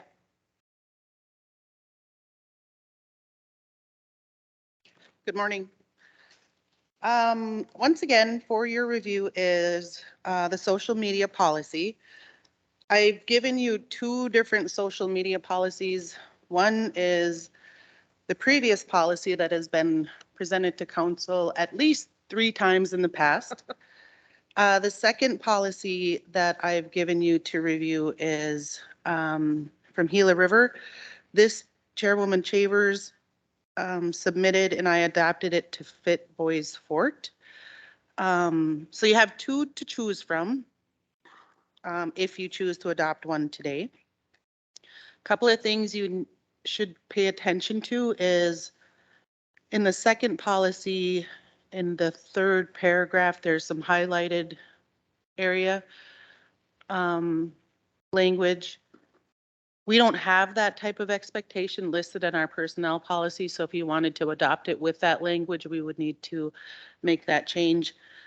The other change since submitting this to the council is Jeff responded this morning, and on the first social media policy that's presented, the shorter one, Jeff would recommend that we remove number 1. So under number 1, it says discussion and display and this would be for the audience. The following activities are specifically prohibited. And number one would be discussion and display of information related to the programs, activities, and services of the Bois Forte Tribal Government. We would remove that because a lot of our programs do have a social media, whether it's Facebook, Twitter, whatever, and they do share a lot of programs and services, which I think is excellent. So we would remove that if you wanted to approve the first proposed policy. I believe this started back in, oh my gosh, 16 maybe, Miranda, or earlier? I don't even been a remember when. while. It's been a number of years since it was first presented to the tribal council. Through our tribal finance project with the native governance, the social media policy, the second one that's on being proposed here, was actually posted on a was posted on their bulletin board at their government building for everybody to see. And so I thought, you know, there's another idea for another social media policy. And then I forwarded it to Miranda. I believe Miranda and Randy, I'm not sure, because I think Miranda and Randy were working on the other one together.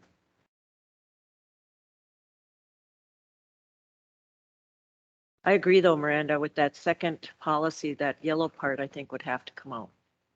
Okay. Randy, do you have any comments on the social media policies? You're the tech person too. Miranda's the employee portion and you're the tech side. I've read and reviewed the social media policy that Miranda's presented to us, and I feel it's good to go and it's adequate. The second one? Yes. Okay.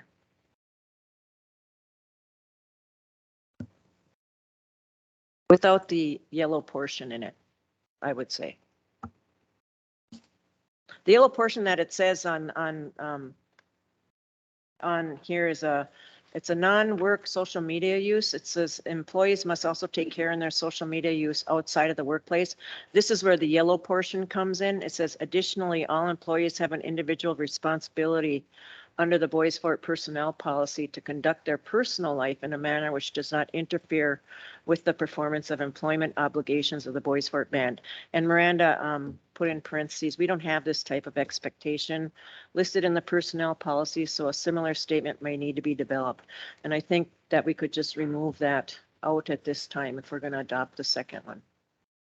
Or the first one, whichever one you guys want to do, because then on the first one, we'd have to take that number one out for the programs and activities. Any comments or discussion on the social media policies? Yes, I think that we should probably table it for now so we can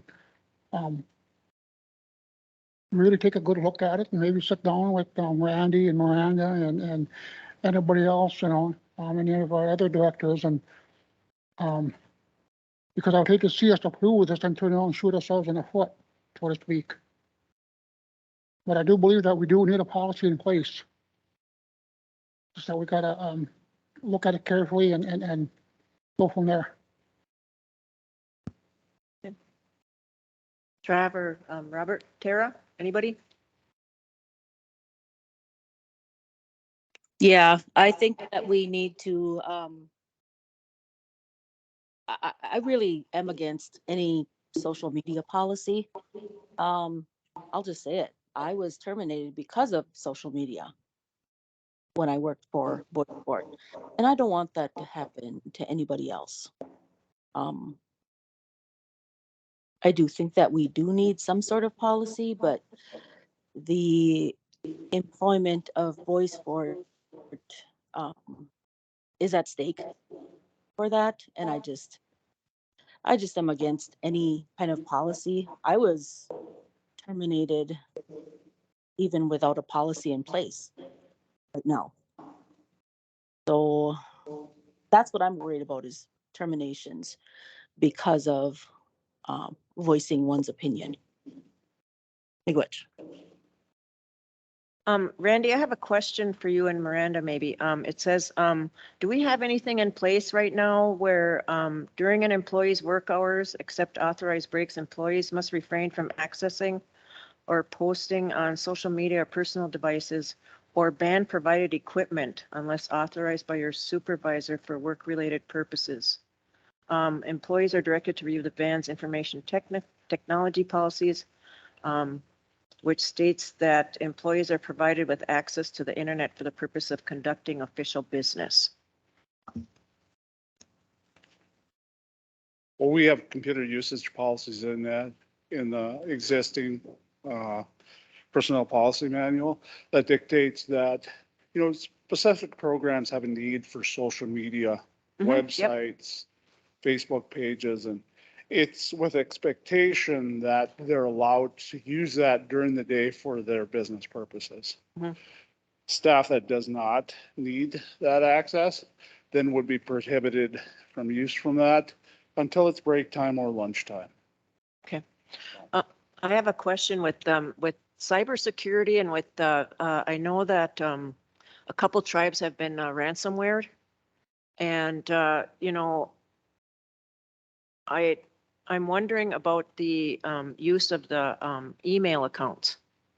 We do have an existing concern, and I've been discussing this with the state of Minnesota Cybersecurity Task Force about the use of second and third party email systems like Gmail, Yahoo, Hotmail, and stuff like that. And that's definitely a policy I'll be moving forward with the banning of that from staff accessing them email accounts while within the Boys Fort network. That poses a severe security threat to the Boys Fort internal IT system and could lead into much further problems for us. So for example, if I had a Gmail account and I sent my work email to my Gmail account, is that exposing us to? No, it's not. It's when an employee accesses that Gmail account with their business computer, opens up, say, an email that has ransomware attached, we have limited threat capability of remedying that problem or detecting it, and it just leads into an area where we don't want to go. Okay, good. I think what would be helpful, and you know, I think that maybe this does need to be looked at, but I also need to say that once we do adopt whatever, and Randy comes up with his policies, that, you know, technology is advancing so fast. And the ransomware, the cybersecurity, you know, sometimes you open the wrong emails, and then you let a virus in or whatever. I really think we need some training with regards to what you can and can't do, because these things are so every day now, where before they weren't. So, yeah. Okay, good. Thank you, sir. I think Randy brought up a good point too, is that we need to put that policy in place too, though, that information I just shared, so that we don't expose the government website or the email system to ransomware. But also, you know, from an employee, you know, she asked if could I not share activities, and I think that's what we need to clarify with this policy, that okay, this is what you can do, this is what you can't do. Yeah. So I'd like to table it. Okay. Is that a motion? Yes. We have a motion to table the social media policy. I'll second. By Shane. Seconded by Tara. All in favor signify by saying aye. Opposed, silent, motion carried. Miranda, we'll set up a meeting with you and Randy to go over social media and whoever else, the directors that want to be involved with it too. Okay. Sounds Thank good. you very much, Miranda.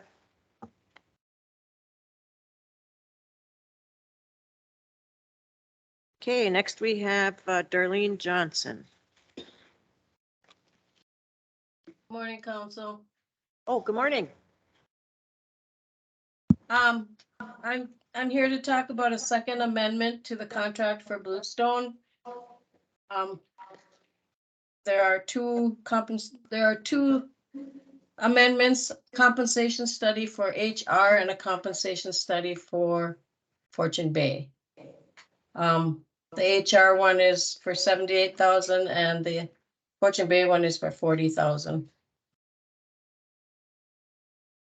Darlene, this comes out of ARPA funding? Yes, ma'am. Okay.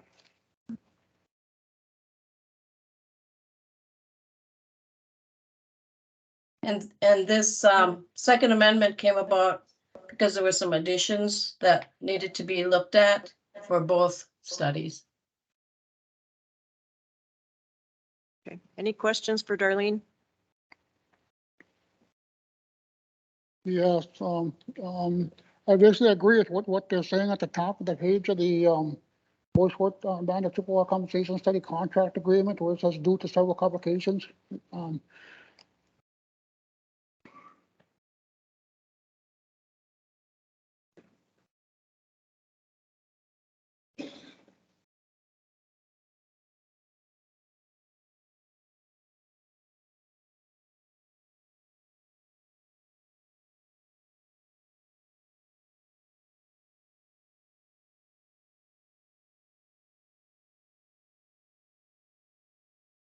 Is that it, Shane? Is that it, Shane? Yep. Oh, okay, sorry. Donna? Hang on, Darlene. Your light was on, so I thought you were going to talk more. Good morning. I just had a question overall. It says it's an amendment to the Bluestone contract. So what have we spent already on the compensation study for Fortune Bay and the RTC? I don't have that information in front of me. Sorry, Donna, but I can certainly get it to you. Kim Greiner? Okay, Kim's going to look it up. There's a question on the chat. That's payment to Bluestone. Yes, it is. Is that the question? What the question is? Yes. Just for the audience's information, when we received the CARES Act and ARPA funding, the tribal government programs, directors and other people got together and started coming up with what we called a big wish list of, what are some of the projects that we can get done through CARES and ARPA. We did the CARES stuff that's done with. We're now on ARPA, but the compensation study is with regards to, in 2016, a wage compensation study was done for the tribal government. In 2016, that compensation grading of jobs and job descriptions was never incrementally increased over the years. It stayed flat. So what we were going by previous before this compensation study was a outdated wage compensation grade. And so from 2016 to 2000, for 6 years, we've stayed at the same level of salaries. However, some were adjusted, I think, due to probably doing job descriptions. In May or June of 2022, we knew we had to do something with regards to workforce. And so we knew we needed to look at the wages because they were really, some were really under. We also had our, everybody's seen the McDonald's advertising for $15 an hour all over because of the pandemic, and that they can recoup those costs with raising their products costs.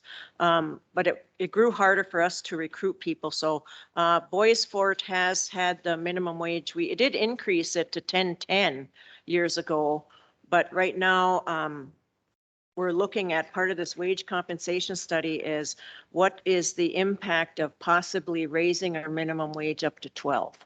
And also then we needed updated job descriptions. And so it's been a lengthy process. Like I said, it's been since May or June or July of 2022. And so when it said what Shane mentioned with due to several complications in the compensation study project, there were questions and there were concerns and there were job descriptions that needed to be done. There were also new directors put in place and weren't sure what was submitted. So the scope got a little needed more work. So Kim, do you have that figure for Donna? Yeah, so this is additional cost above and beyond. It's those, and I'm asking Darlene when we hit the max on those contracts, that she does come back to the council, so it's all documented for ARPA auditing. But the RTC compensation study was 115,000 and the Fortune Bay compensation study was 99,000. And we have used up all those hours, correct, Darlene? Or we're very close. And so they gave us an estimate of Okay, the remaining. okay, thank you. And just for everybody's, also for everybody's, information is that when we do use our ARPA funding or CARES Act funding, there are those federal guidelines that come into play that we really have to follow to the T. So with regards to a lot of the, you'll see a lot of our RFPs going out for our procurement policy, and then also a lot of resolutions going along with that. We're doing that as a way of complying with the federal government to ensure that, because we know at some, probably maybe at some point in time, the federal government's going to be auditing a lot of these CARES and ARPA funds, and we want to make sure that we did it right in the first place. And so we did do an RFP for a compensation study, and it was rated by the directors, I believe. Am I correct in saying that, Kim? You guys, we did the ratings, it went by ratings anyway, through the procurement policy. Sorry to make you keep getting up.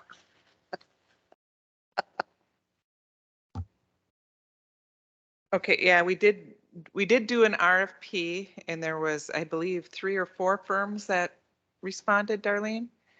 And then we did a rating process. And then per the RFP, there's, okay, Darlene says there was 4 companies, and Bluestone was the one that came out on top for the ratings. And that's who the council selected. I knew it was a rating or ranking or something like that. Thank you. I'm done asking you questions, Kim. Thank you. I do want to say that Bluestone is also a Native American company. I'm not sure how many out of the 4 were not. So, Donna?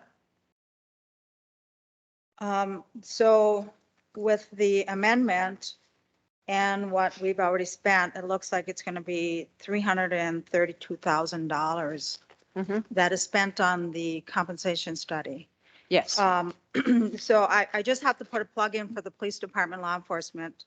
I know that the officers have been approached or went to the tribal council for some issues with their wages. But I feel like all the parties are not at the table when discussing wages.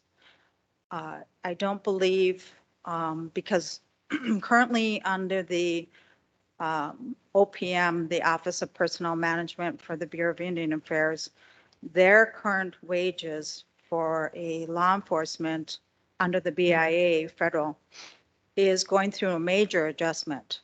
And they're on GS levels or GS A levels, and they get paid a lot more than a tribal officer. So I don't know, and I don't believe the officers understand how this affects them, how this current wage study affects them. So if that could communicate it to all staff, that would be really, helpful. Is it going to be fair and equal? I don't know. So I guess I'm just talking for 2 law enforcement officers that really don't understand or know what's going on. And I myself, or the chief, can't explain. And it's, it's just lack of communication, I guess, being invited to the table. And so I guess if we could do that, that would be very helpful. Because this is a lot of money being spent, and we want to make sure we're doing it correctly.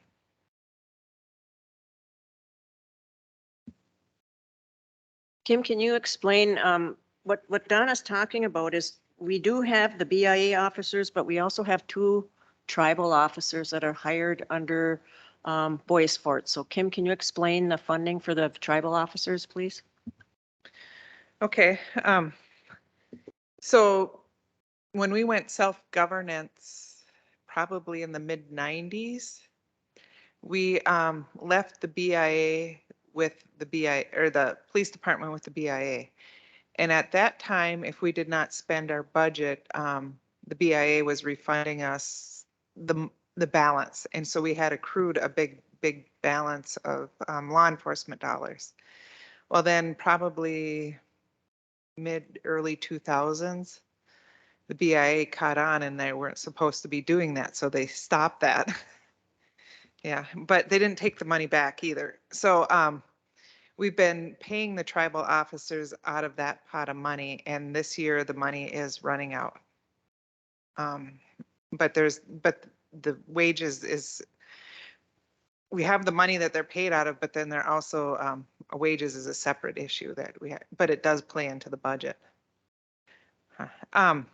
My question, I misheard the question you asked before, is because I guess the question was, you did an RFP for the compensation study. We did an RFP for planning services, but not one specifically for that, under that, but they were in the scope of the, well, yeah, because it was kind of, it wasn't directly asked, but it was in the services, that some of them had listed. Thank you, Kim, for clarifying that, and thank you. We do know that we are going to be trying to finding funding for our tribal officers. And we do agree that we've met with Chief Burdick and some of the officers with their concerns about being paid at those GS levels as well, because they're doing the same duties as the BIA officers are, but at a lower rate of pay.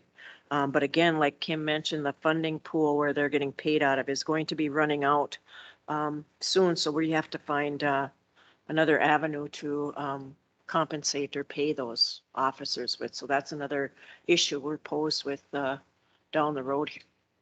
Down the road here. So, but thank you all for your Yes. questions.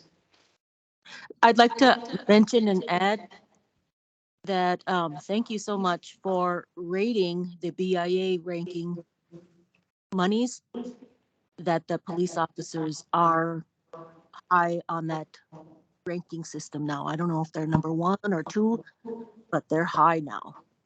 They're on that ranking system for BIA money. Thanks. Thank you. Oh, Nikki?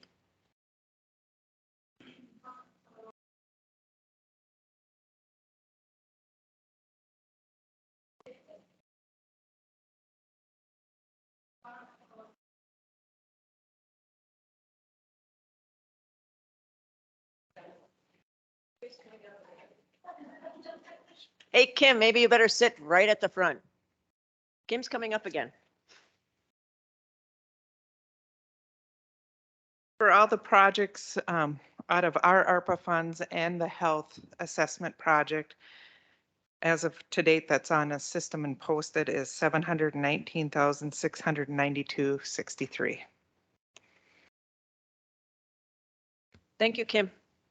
I think that maybe we should put that out in an official statement to the band members, just to let them be aware of what the money's spent on. Mm-hmm. Yep, we'll be getting a report out with the ARPA funding, and that will be included in there. We do have to have it obligated by 2024, so that's coming fast. But it actually has to be spent by 2026, but we have to have it obligated by then. So a lot of this ARPA funding is used for like the some of the grant writers that we hired, and wage compensation, all these other good projects that we're doing with regards to accessing and spending that money. Nikki, what was the other question?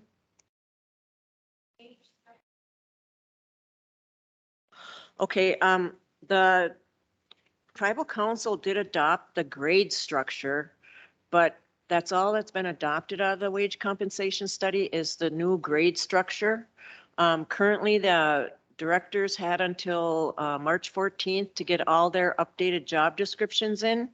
And then Miranda's been working back and forth with Bluestone with regards to ensuring that those questions that she may have are questions that Alicia Finley is the one that is working for Bluestone. So Miranda? So as previously reported, As of January 1st, the Tribal Council adopted the new tribal minimum wage of $12 an hour. The recommended title changes that Bluestone sent to us, council approved those.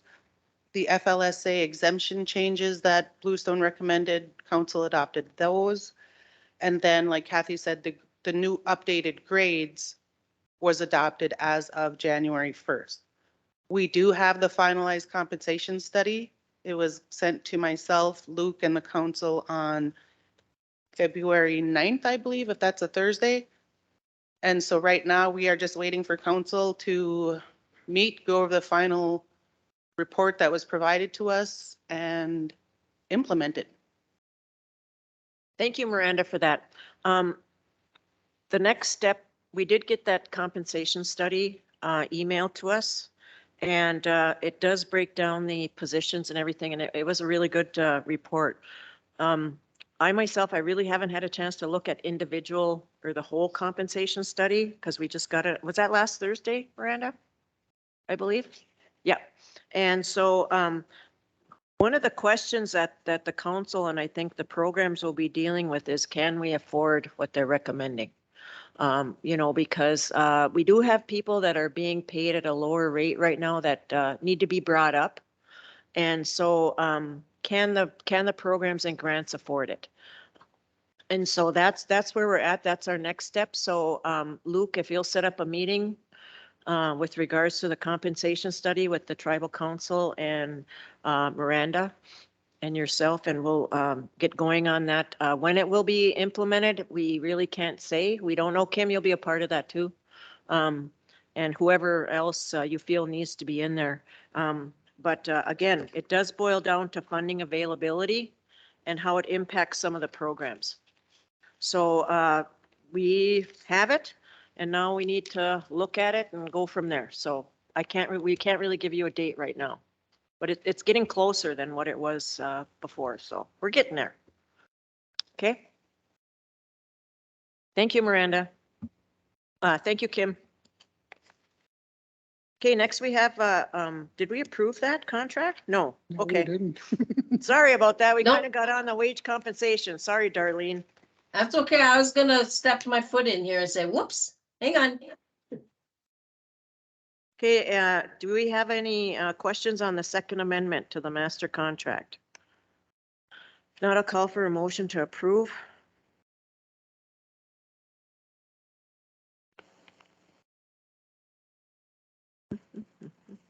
Moved by Shane. Is there a second? Second. Second by Robert. All in favor signify by saying aye. Aye. Opposed, silent, motion carried. Come on up, Doris.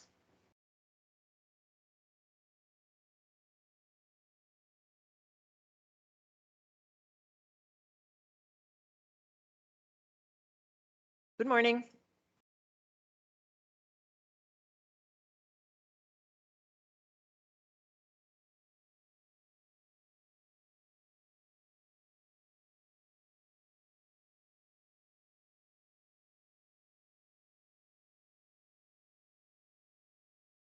You have in your packets a resolution that authorizes the submission of a grant application to DOJ for a coordinated tribal assistance solicitation grant, otherwise CTAS. This grant was I'll give you a little history about it, but DOJ combined 7 areas of grants that they used to let out individually. They combined them into one package so that the tribes there was a need for the tribes to only make one application. And so they broke out the different project areas into priority areas. And so this grant, earlier this year, I sent out a notice to the directors and then also brought it up at ARPA that the CTAS was available. And I asked for people that wanted to apply or participate in the grant to let me know. And I did get 3 responses.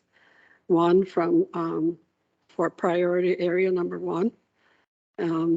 That's for the COPS grant. Priority area number 3, that's for the court system.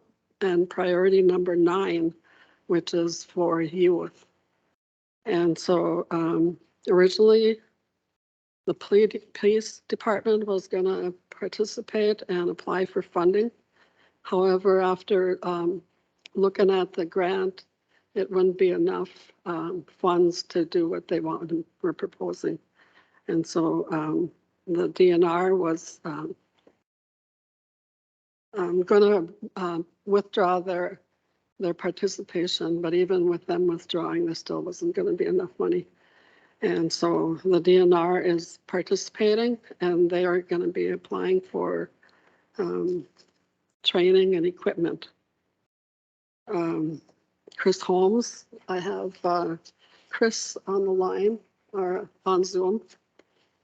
He will explain what he's going after. And I'll also, Donna is sitting in for Melissa. I'm going to ask her to explain what that project's about. And Carol is writing the grant for the youth project, and I'll ask her to explain that one. But the total grant dollar amount, if we got funded, would be $1,516,598. So with that, I'm going to turn it over to Chris. And Chris, if you can explain what your project will be doing. Sure. Good morning, everyone. Can you hear me? Yes, we can. Good morning. Okay. Good morning. So going forward, the strategy, I guess, for conservation enforcement for priority area 1 is to key in on an issue signaled by the in the CTAS RFP, which is to address service gaps between crimes occurring and law enforcement response. We're going to overlay the idea of remote crime occurring and law enforcement response on top of that. That's the realm of the conservation officers. Now, one could argue that everything here is remote, but I'm talking about out in the woods and the back roads and where the conservation officers roam. The other concept that is brought up in the CTAS RFP is a need to address increasing and emerging victimization crime like MMIP and human trafficking. So we're really building the narrative around addressing victimization crime, natural resource theft crime in remote areas, because remote areas represent an opportunity space for people to commit those crimes currently unmonitored. So that's the general concept. There's 4 general goals that we're after to address this gap in service in remote area crime. The first thing is to the first thing is to supply conservation officers with the tools necessary to really get into the weeds, so to speak, to get into the remote areas for surveillance and monitoring. Another goal is training for the conservation officers in crime areas, victimization crime areas, MMIP and human trafficking. As we read about this, as we're developing this narrative, it's incredible to see how this is being done, and we're learning things every day about how this is happening. And if we can train conservation officers to come back and train community or invite community to trainings, workshops, to learn things like self-awareness and situational awareness techniques, and to give them tools for rapid response and make them a part of the enforcement group that can, alert law enforcement, and in so doing, perhaps reduce the gap in service response if something is going on.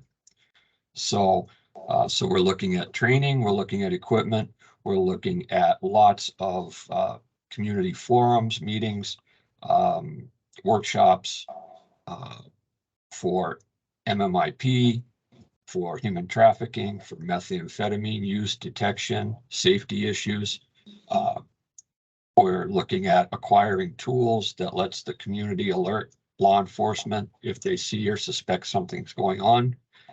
We're looking for a more digital presence in terms of interactive, websites or ways that community can contact law enforcement relatively quickly.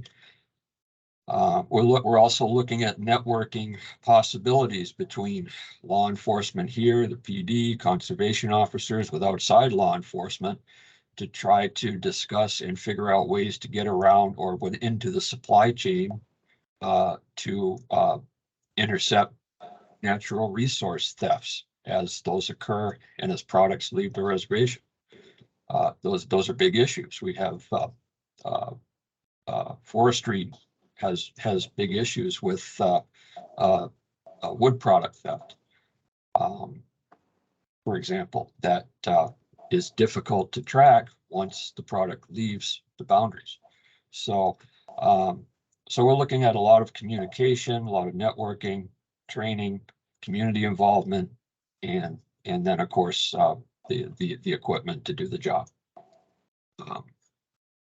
That, in a nutshell, sums up where we're going with this. The cap on priority area 1 this year is 600,000.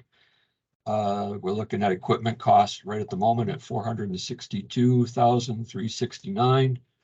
We're looking at supplies costs of 9,580, and we're looking at training needs of $24,369. That's where we're at so far. Sounds good, Chris. Good job there. Okay, the next one is priority number 3, and I'll ask Donna to explain that. Melissa's in court today, so she's covering for her. Yeah, they got actually training today for their software management program, last day of their training. So just a little history on the COPS grant. So one of the requirements for law enforcement to apply for that, we actually would have had to have layoff letters with a date for law enforcement. And we don't have that date. So that's one of the things prior to even submitting this application, we would have had to have in hand. So anyway, in this lot, like Chris and Doris had said, there's not a whole lot of money in there. So conservation, as you see, needs the funding. Hopefully they get it. So with purpose area 3, then the overall, I guess, strategy for this is to take the justice service systems and prevent crime and ensure safety through the development and implementation of this grant. So Melissa has been working diligently with a number of vendors. So her focus, of course, would be number 1 would be to incorporate the judge's salary for the 5 years. It's a 5-year grant. And then, of course, we have to add the mandatory training. Every federal grant has a mandatory training, so we would add that. And then she has some computer equipment for the judge and a much needed vehicle for probation to assist with. Right now, they have a contract with Sherburne County to transport inmates But however, once they get to Sherburne County, they oftentimes are furloughed to treatment. So we're hoping that probation obtains a vehicle and can assist with transporting those inmates from there to treatment or other necessary places. Currently, right now, law enforcement is tasked with that. So that would help. And then the workstation for the clerk of court, we would enhance that workstation, make it ergonomically correct. File cabinets, over the period of the grant, looking at 11 fireproof file cabinets, and then some other minor supplies. The big dollar task is for basically security within the system for law enforcement and for the court staff. So that'd be surveillance cameras. She's communicated with Randy, the IT, and with Customs Theater and got some quotes. So cameras put up, improving the surveillance and video, and including monitoring of the courtroom and the building, securing the back door and the front door with a camera system and access, and also enhancing the children's courtroom and the adult courtroom with audio, video, and technology. So that is a total of 148,976 estimated. Let's see, she has about $16,400 in various expense for the vehicle and equipping the vehicle with a cage so that when she is transporting individuals that she is secure and protected. And then, of course, indirect costs. So she's looking at an overall budget of $816,598. That sounds really good. Good job for Melissa, and I hope she gets the funding because, the court system always needs additional funding along with conservation and all the other programs. So glad that she got to be a part of this grant process. Okay, and then priority area number 9, I'll ask Carol to talk about that. Good morning, everyone. I'm working with Janine with the Boys and Girls Club to apply for purpose area 9, category 2, and that grant amount is $500,000 for 5 years. So it's $100,000 per year. And what we want to do with that money is hire a program administrator and then provide services to the youth and on the reservation to provide like life skills, the DARE program, cultural classes, collaborate with behavioral health, all these programs to support our youth to keep them out of the justice system and to give them cultural identity. So the grant is mostly going to be for salary, and then there are, this Purpose 9 has like 5 mandatory trainings that the staff person will need to attend. So a lot of it's going to be in travel, and then just program costs, some supplies for the program manager. Sounds good, Carol. A good prevention project for our kids. Yes. So that's a good idea. Doris, when is this grant due? This grant is due on March 28th. Okay. It's going to take a while for me to put it together. As you can see, the narratives and the budgets are still being worked on. Okay. And so that's why the staff are explaining to you what they're writing their projects for. And there was some, not confusion, but discussion on priority area 9. And when I prepared the resolution, the amount was 100,000 for category number 1. It is now category number 2 at 500,000. So this resolution will have to change accordingly. Nikki, if you can insert that in there. And so, yeah. So you want me to read the resolution? Okay, I'll just go down to the nitty gritty. Okay, whereas the ban has identified several needs within the 7 CTASK purpose areas and anticipates applying for CTASK funds within the following areas and for the following purposes. Priority number 1, public safety and community policing funds for enhancement of conservation enforcement on the reservation, including funding for equipment and training in the amount of $600,000 for a 3-year period. Priority number 3, Tribal Justice System Program funds for Boys for Tribal Court equipment, training and staff salary in the amount of $816,598 over a 5-year period. And priority number 9, Tribal Youth Program funding for the Boys and Girls Club, and I'm just going to say category number 2 because that title is going to change. Category number 2 in the amount of $500,000 over a 5-year period.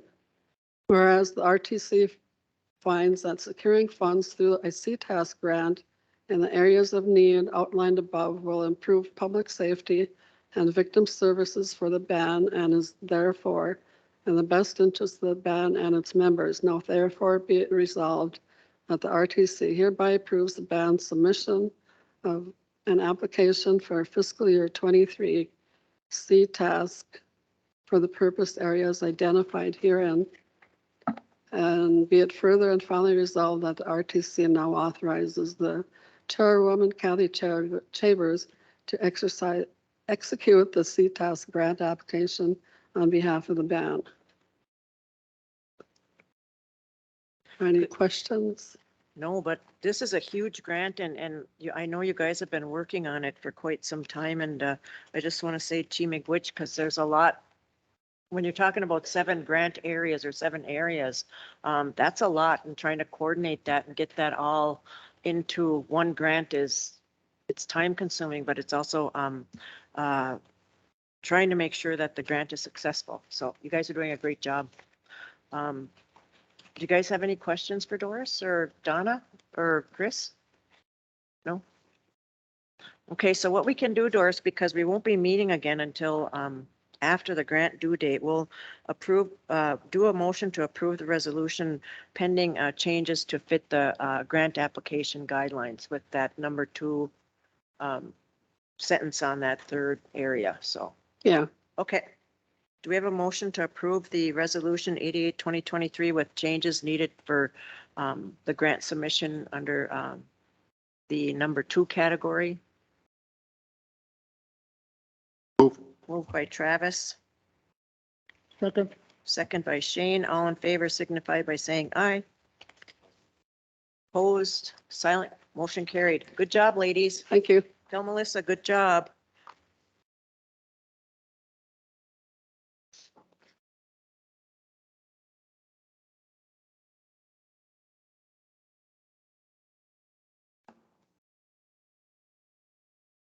Okay, next we have Jeff Wolf. Morning, Jeff. Morning. I have to present before you the 4th Amendment to the Boys Fort 401k plan, tribal government plan, I should clarify. So this amendment came out of a request from council to reinstate the loan feature, the loan program feature under the 401k plan. And so that's what this amendment does. And that would be the feature specifically allowing participants in the 401k program to borrow money against their 401k account. In order to do this, there was a need to actually formally amend the plan. And it took a little bit of time, also because in addition to amending the plan, there was a lot of work to do to coordinate on the administrative side to make sure everything was in place and ready to go once the amendment actually was adopted. I should mention too, I think Brian Marker, the tribal government's plan consultant, is on as well. So Yes, Brian's yeah. available here, and if the council does have any questions on the specifics outside of the amendment itself, Brian's available to answer those questions. Just real quickly, I'll review the basic kind of key features of the loan program. A lot of these were in place previously, so they should be pretty familiar to the council and to band employees. So the amendment, like I said, reinstates the loan feature. It provides a loan limit of the lesser of $20,000 or 50% of the vested balance of the account. So whichever is lesser is the maximum amount of the loan that can be taken out. There's a $1,000 minimum loan amount. Participants can only have one outstanding loan at a time, and that's between the Bois Forte Tribal Government Plan and each of the two enterprise plans as well. So only one loan outstanding at a time. A participant must complete a financial education piece before taking out the loan. And I know that is being kind of developed a little bit as to what that will exactly look like, but it is a requirement. Spousal consent is required, which is a typical feature.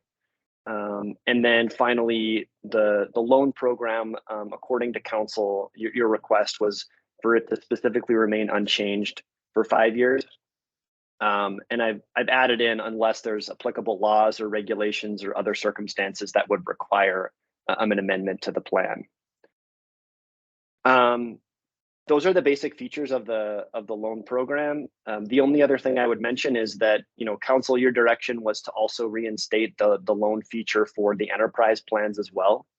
All the legwork to do that has been completed, and before finalizing those, the idea was that we would present this to the tribal government, and once council, you adopted this program, they'll adopt the same features generally on the enterprise side after, with the goal of going live on April 1st for the loan program for all of the plans. The only feature on the enterprise side that is not able to be incorporated is the financial education piece. There's a different third-party administrator on the enterprise side, and they have a much more systematic approach to their loan programs and how they're recorded and processed. And that's just one piece that they're not able to administer, but all of the other pieces would basically reflect these components that I just went over. So I'll stop there. If there are any questions, hopefully Brian and I can answer them. And again, what you have before you for approval is a resolution that includes approval of the actual plan amendment and a separate document called the loan guidelines that specifies kind of the loan programs in a little bit more detail. I really think that with this new 401k loan program, I really like the idea, and I can't remember if it came from Miranda and Kim, I believe, that the educational piece, I think, is key, because I know that a lot of people, and I'll include myself, really don't understand the ins and outs of 401ks and the tech and the terminology and that kind of stuff. And so I really like that educational piece requirement prior to them getting their loan, so they fully understand what the implications are, what it does. So I really think that's a nice added piece for the benefit of the employee. And so I just really want to say that at this time, because I think it'll be very helpful for our staff. Do you guys have any questions for Jeff or Brian? Yes, Jeff, now if a employee defaulted on a previous loan and works to pay it off or does pay it off, they would be eligible to get this new loan, correct? Right, as long as the loan is not considered outstanding, then they would be eligible for a new loan.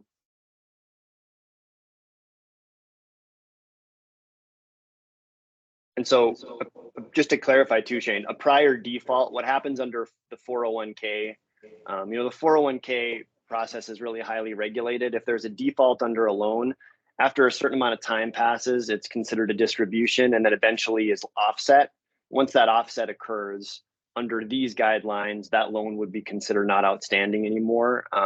And as long as there's not an outstanding loan in place, then you'd be eligible to borrow again, as long as you met the other eligibility requirements. This is Brian Marker. Can you hear me? Yes, Brian. I'd like to add to that, just as clarification, there's a process of the offset's a little complicated in that the offset typically does not occur until there's a total distribution of the employee's account. So if an employee has a loan that's deemed, and let's say the employee was still active employee at that time, so the loan went into default, that loan stays on the employee's record essentially while that employee continues to be under employment. If the employee then has a qualifying event, separation from service, termination, and then takes a distribution of his account balance, the investment company or the record keeper will at that time treat the loan as an offset, or they'll essentially treat it as a distribution. So it's not automatic that when you have a deemed loan or a defaulted loan that it's offset. It just basically sits there until there's a distribution, a qualifying distribution. Brian, can you send that to us in an email? Thank you. Any other questions for Jeff or Brian? Okay, if not, I'll call for a motion for approval of Resolution 89-2023, Tribal Government 401k Plan Amendment Loan Feature.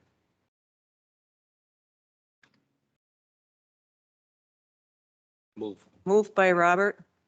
Is there a second? Second. Second by Travis. All in favor signify by saying aye. Aye. Opposed, silent, motion carried. I do want to say, and I think Vonda Lee, we've contracted with the financial people to come in and help with that. So through the 477 program. Okay, thank you. She's shaking her head yes, just so everybody knows. Thank you. Okay, thank you. Okay, next we have Pam Parson with the compliance update. Morning, Pam. Morning, you guys. So the compliance update. So one of the greatest concerns I have, let me just find my questions, is getting the background studies done, but we are moving on that real fast forward now. I think where we left off is we need to really set a meeting up with you guys, the tribal council, and let you know what's going to happen. And to get some direction on when we start running the background studies and if there are issues. So we want to make sure that you are educated. The next piece will be making sure that we educate all of our employees who will be needing to do the background studies. So we're in the process of getting that stuff set up. So we're moving forward, not as fast as I would like, but I want everything done yesterday, so. But we're moving forward in that area, so. Any questions? Nope, we can get that set up to with you, Pam, on that direction that you're requesting from the council. Okay. Luke. Go ahead, ma'am. All right, some of the top 3 issues I'm working on right now is I need to get working on the security risk assessment. I try to get that done by April of every year. So I have time to actually work the plan. Staff training has all been assigned and everyone's doing really well with that. And then data and reports. So them are things that we're looking at. I talked to Randy today about maybe seeing if we could do a project request for some of the reports that we will be needing down the line. So working with staff to find out what are their needs. Top 3 risks, again, Randy mentioned one this morning, and that is anybody checking their private emails on our computer systems. So all of our staff know that they're not allowed to do that. So we just need to, ensure that we just keep reminding people of that. Not reporting of issues. That's been going on a little bit where we're not getting issues reported. So as a compliance person, you would think I would be like, yeah, we're not getting issues reported. But it kind of concerns me because that means people may not be reporting. So gonna do a little bit more work on that with the employees. I feel like I do have sufficient resources for compliance. I do feel like I have access to all the people, the information and the data I need to do this job. And I feel like I have a sufficient authority. Do people listen to me? Sometimes. And then being included in meetings to discuss new strategies. I actually wish I would have been more involved because it might have helped me in this new role that I have. But I feel like everyone's kind of taking that seriously, inviting me to meetings, including me where they think I need to be included on. And so I thank everyone for that. Otherwise, that's about it unless you guys have questions. Council, do you have any questions for Pam? I know, Pam, that we met with the, oh my gosh, what's the guy's name? Tim Peterson. Tim Peterson, yes, regarding compliance overall for the tribal government. And so we're looking at refining that and determining that to see about making sure that the tribal government is in compliance overall, because compliance is a huge issue and we don't want the OIG or anybody else coming and saying, this is wrong, and the possibility of losing programs or funding. So compliance is a huge issue, I think, that we really haven't looked at before, that we're now focusing more on. And I want to thank you for that because you've really brought it, since we were made aware of the compliance issue a few years back, it's really come to the forefront. So keep up the good work, and I appreciate your reports each month. All right, thank you. Thank you. Have a good day, Pam. Yep, you guys too. I'll see you in executive session. Yep. All right. Thanks, you guys. Thank you. Hey, Luke. All right, good morning. The first thing that I have on my list is resolution number 87-2023. It's just with the Indian Gaming Association dues. This is just standard membership that we do, so. Any questions for Luke on the resolution? And these are paid through Fortune Bay. If not, I'll call for a motion to approve resolution 87-2023 for the Indian Gaming Association dues for IGA.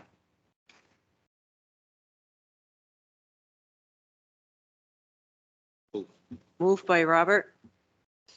Is there a second? Second by Travis. All in favor signify by saying aye. Aye. Opposed, silent, motion carried. Huh? Oh. Go ahead. The second thing that I have is the vice chair appointment. I know there's been talks about either doing a vote or whatever, so I don't know what you guys want to do on that. I have to apologize on behalf of the tribal council and myself that this vice chair appointment usually happens right after the election, and that wasn't done. And so that's why we're doing it today. And so what I will do is I will open the floor for nominations for vice chair.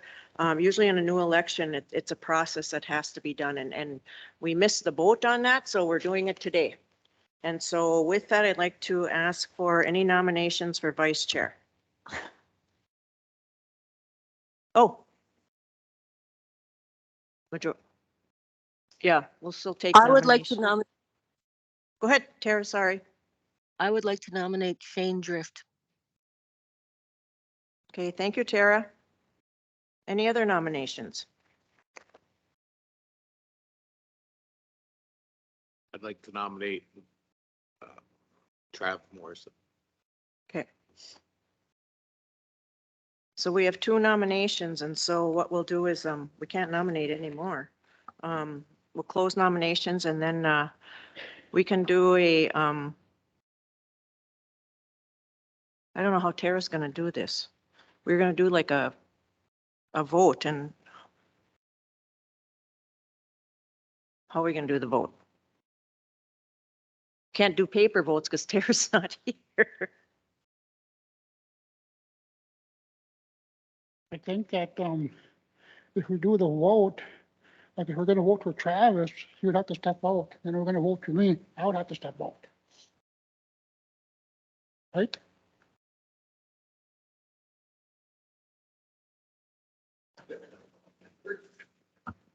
Yeah, I suppose. I mean, we've never had this before. Okay, let's do a vote for Shane's first, so. We'll call you back in, Shane, we promise. We can joke.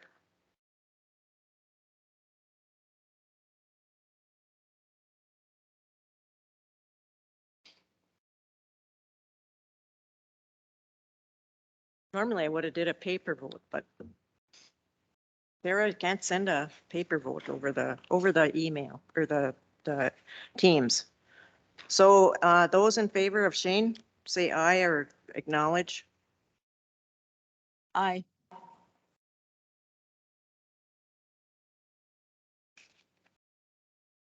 Okay.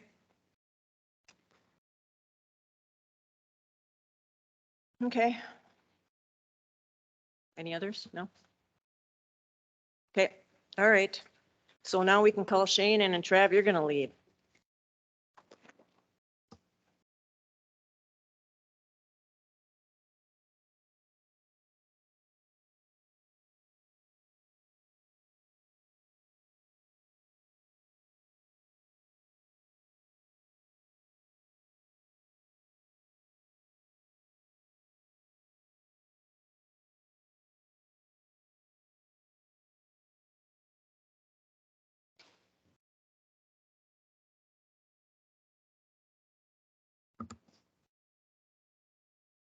See, we invited you back. We kicked Trav out. We invited you back.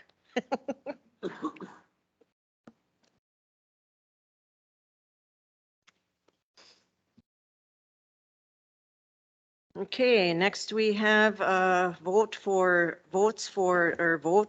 Travis Morrison for vice chair.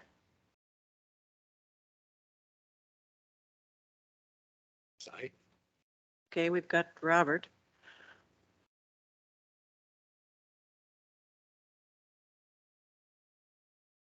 And I guess I'll vote aye for Travis, because right now we're at a tie.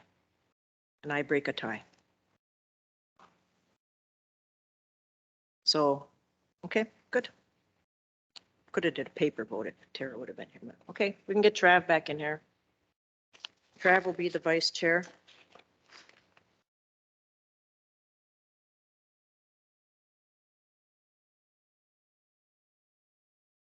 Nothing changes if nothing changes.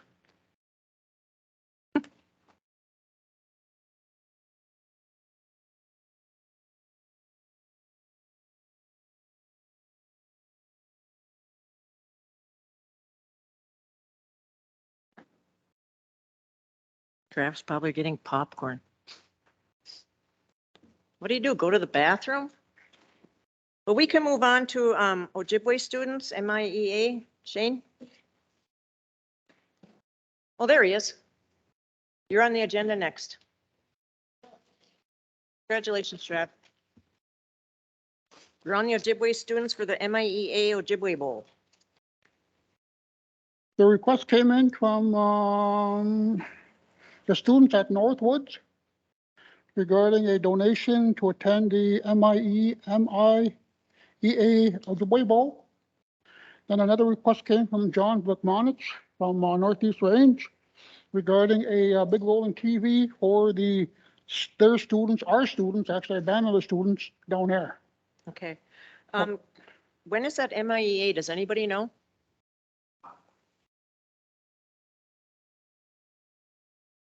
April? Okay. Is that something that the donation committee could look at to help with that group or organization? Tony, as long as you're still here? For the Northwoods kids to get down there? Yes, we can. Can you That get it can done get put before on there. April? Yep. Okay. So Shane, can you forward that request to Tony, maybe to the donation committee, and then we'll get it there. And then Mr. Vukmanich, he requested because somebody explained, maybe, can you read the email or something that they got a screen TV or something or at Northwoods, and he wants one for which school? Yeah, Northeast Range, and we got that, I think, from Randy. And I asked for him to, I said yes, check with Timmy, see if we had it in the budget. Yeah, John Vukamanich from the Babbitt School reached out to me and with respect to purchasing a TV and rolling stand for the Native American program at the Babbitt School. I have pulled in quotes from that. The stand, the TV delivery and setup would come to $2,718. Where did we get the other TV from? Was it a grant or something, or for the Northwoods? That was through a Blandin Foundation grant. Okay. We're looking at the money lady.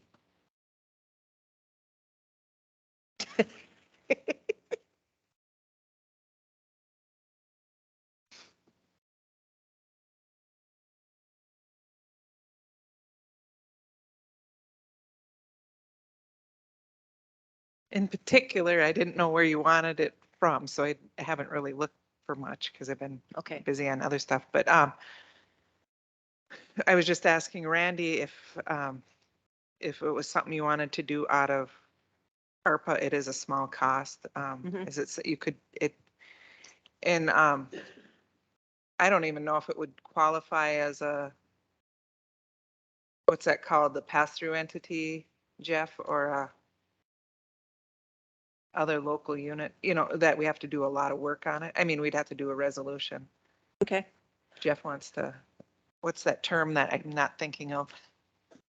Under the ARPA funding, Jeff, do you have an idea where we could slot that into?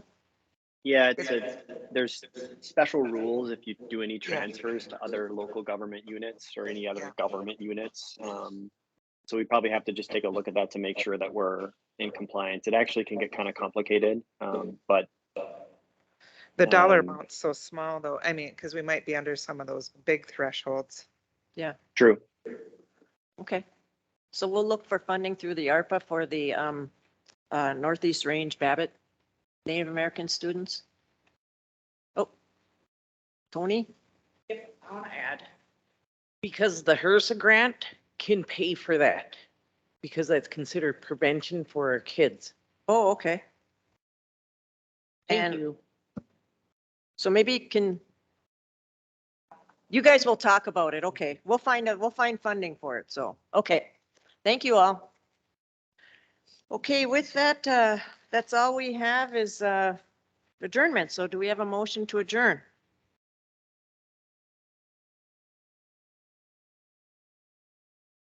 Come on, you guys always wanting to get out of here. Oh, wait. There's a hand up. I don't know who it is. Who?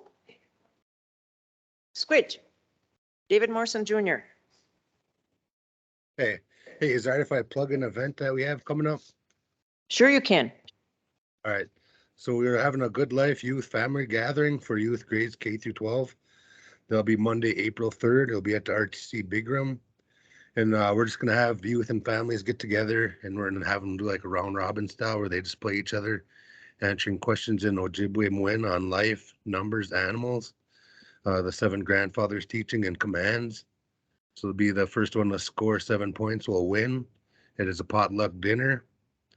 So right now I'm kind of working up on questions that I'll be having for the youth, whether they're beginners or a little bit more advanced. So if anyone wants to come and help with that, I know we're looking for help. So just wanted to plug my event. Thank you. Thank you, David. Good job. Now, do we have a motion to adjourn? Moved by Robert. Is there a second? We're adjourning. Is there a second?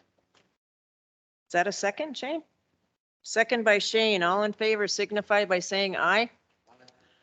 Opposed? Silent. Motion carried. Huh?